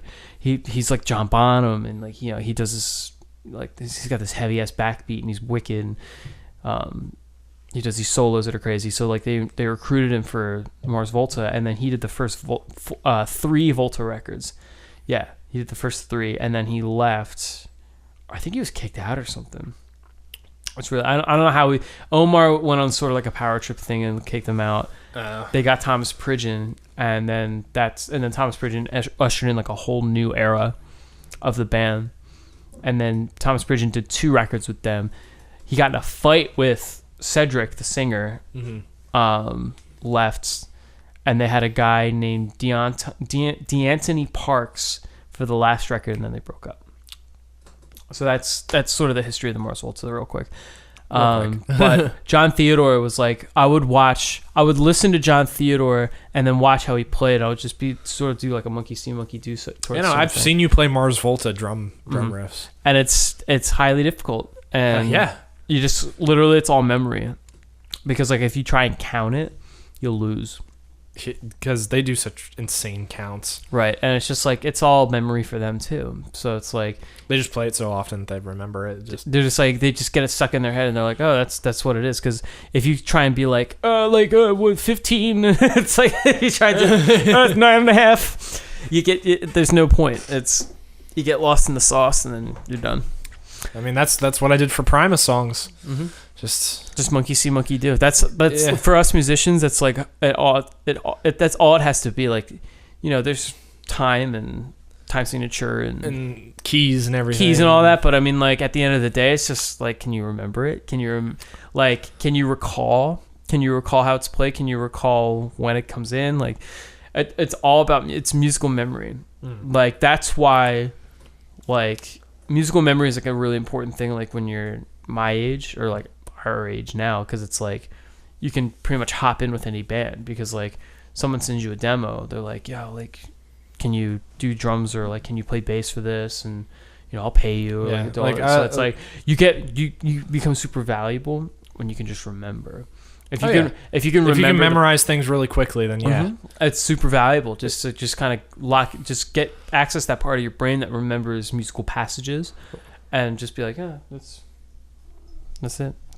My cat's freaking out. Yeah. I think we better wrap it up. But dude. But Primus was a huge part of my life, because that moment when I was like, a teenager and like trying to figure out who I was, like. Oh no, same thing. Because like that's when I was really getting into music. Is when I like got really like kicked up on like getting into Primus and everything, and like then I found like my musical niche. And right. I flourished in it, as you can see. And then a little bit. Out came Percolator. And then a beautiful baby boy. Then I formed a Primus Percolator. Then I formed a Primus cover band, and even people like. One of the best things for me about being in Percolator was that people who have never heard Primus before would come up to me after our shows and be like, dude, I've never listened to Primus before, but I'm going to now after seeing you guys. Best. And I was just like, oh my God, thank you so much. That's the fucking best. Because like it's my favorite band, and like I made you fall in love with them. Because you think that people are like, they know who Primus is going in, and they're going to judge you. They're going to be like, he thinks he's Les Claypool, or like, they're not as good as it is on the record. I mean, if you read our YouTube comments, really, people think we suck. Are there people that are like, oh, fuck them? Like, no. I see them try. It's YouTube comments, so who gives a fuck? Let's see them try and play Harold of Rocks. God damn it. But yeah, dude, it's a great time, and once again, I miss being in Percolator and jamming with you guys. Like, let's just jam and just like there's a bass here. I'm saying, like, let's jam like in like a jam setting. Like, I would love to. You can play my fucking shitty ass PV bass all you want, but I want to like I bet you I can rip. I want to help you shred with that thing. I want to help you with your solo stuff. Like, yeah, no, definitely. Like I think that like I'm gonna get you, Brad Parsons involved. I'm gonna get Eric. Kevin's probably gonna help produce it. It's unfortunate that you want Brad, but I mean, like, he'll be alright. I'm just. I just like fucking. People with give Brad so much shit. He's actually a pretty good musician. I know he is, but like I just like fucking with him, man. Just because I love Brad so much. I think he's an easy target, and he is a bit of an easy target, and I like him. But I love him. That's why I do that. I don't do it just because I don't like him. I do it because I do. But yeah, dude. Thanks for doing this. Like, no problem. Thank you for having me. Come back soon. Thank you for letting me like open up about my musical feelings. Of course, man. And everything. That's what this is here for. And talking about just all that like. All that bullshit minutia that was in this whole episode. I want to do it a lot more, man. Let's just do more. Oh my God! You ever need to fill time? I'm your guy. All right. When I get an iTunes deal and I need to pump an episode out real quick, I'm calling you up. Yeah, because you live down the street too, so we can. Yeah, no, I can be over here in like 15 minutes whenever you need me. Fuck yeah. Yeah. Well, dude, thanks. Hey, let's. I'm gonna show you Bubba Hotep right now. Okay. Okay. Let's do it. I gotta show you a thing first before we do that though. Yeah. Fuck yeah. All right. Bye. Bye.